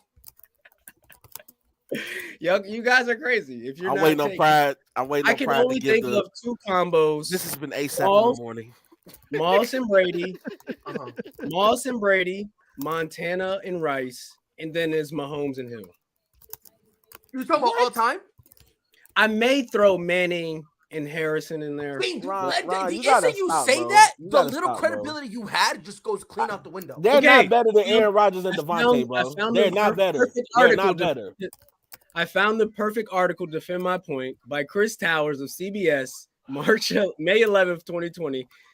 The number 1 duo all time is Manning and Harrison, and then we get to Mahomes and Hill.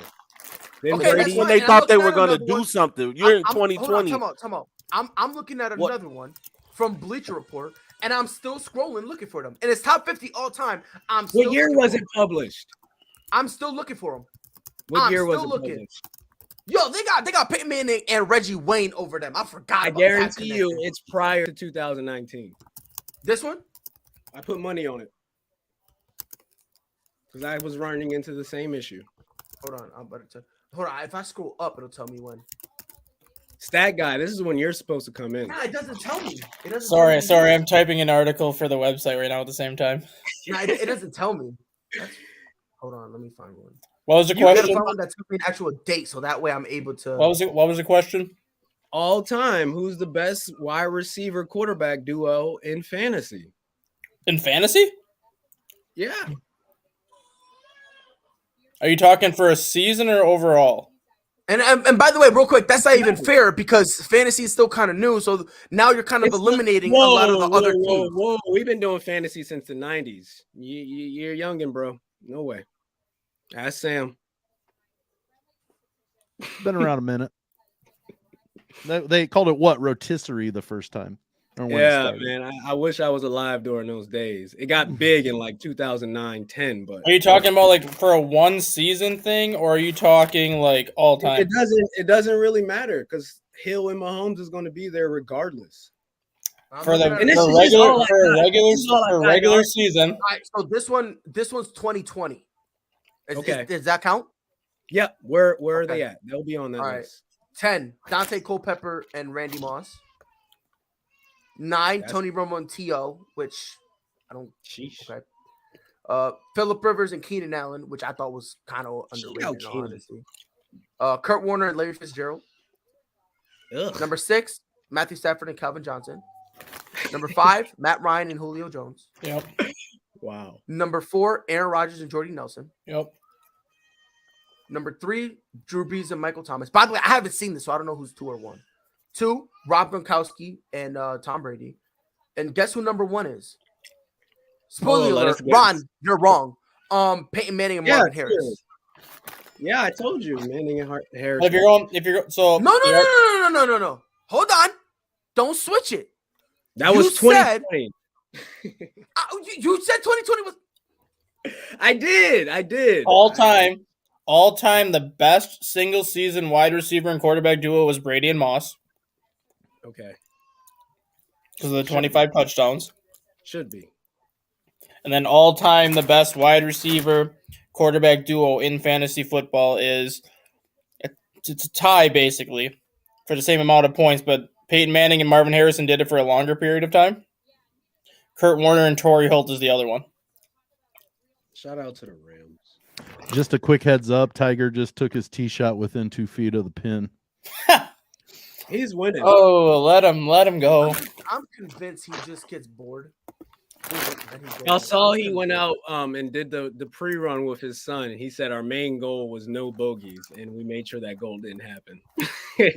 He's at no bogeys, and he's about to birdie one unless he screws it up. And as Tiger. soon as you say that, he screwed up. All right, Well, I'm done if- with this. I don't think he's gonna. I don't think he'll bogey it. I'm done with this.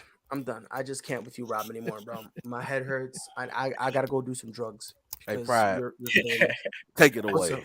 Take it away. This is the next step in the morning. We'll be back here tomorrow morning, 10 a.m. Eastern, 9 Central. Since it's Friday, we're gonna get rid of Ron because this is no matter of fact, let's bring Ron. Foolish Friday. Everybody No, tomorrow back will be here. Tuesday. Bring Come on, a Ron. stupid take. Bring a stupid take. Back here. Tuesday to talk about Tyreek Hill. I can't stand this man. We'll be back tomorrow. Till then, y'all know what to do. Be safe. We gone. Love you guys.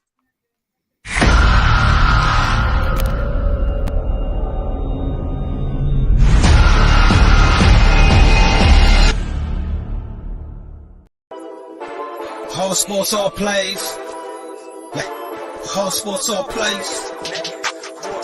Whole sports all plays.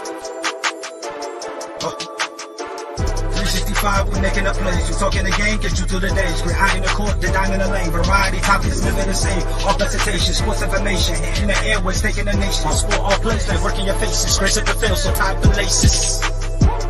Whole sports all plays.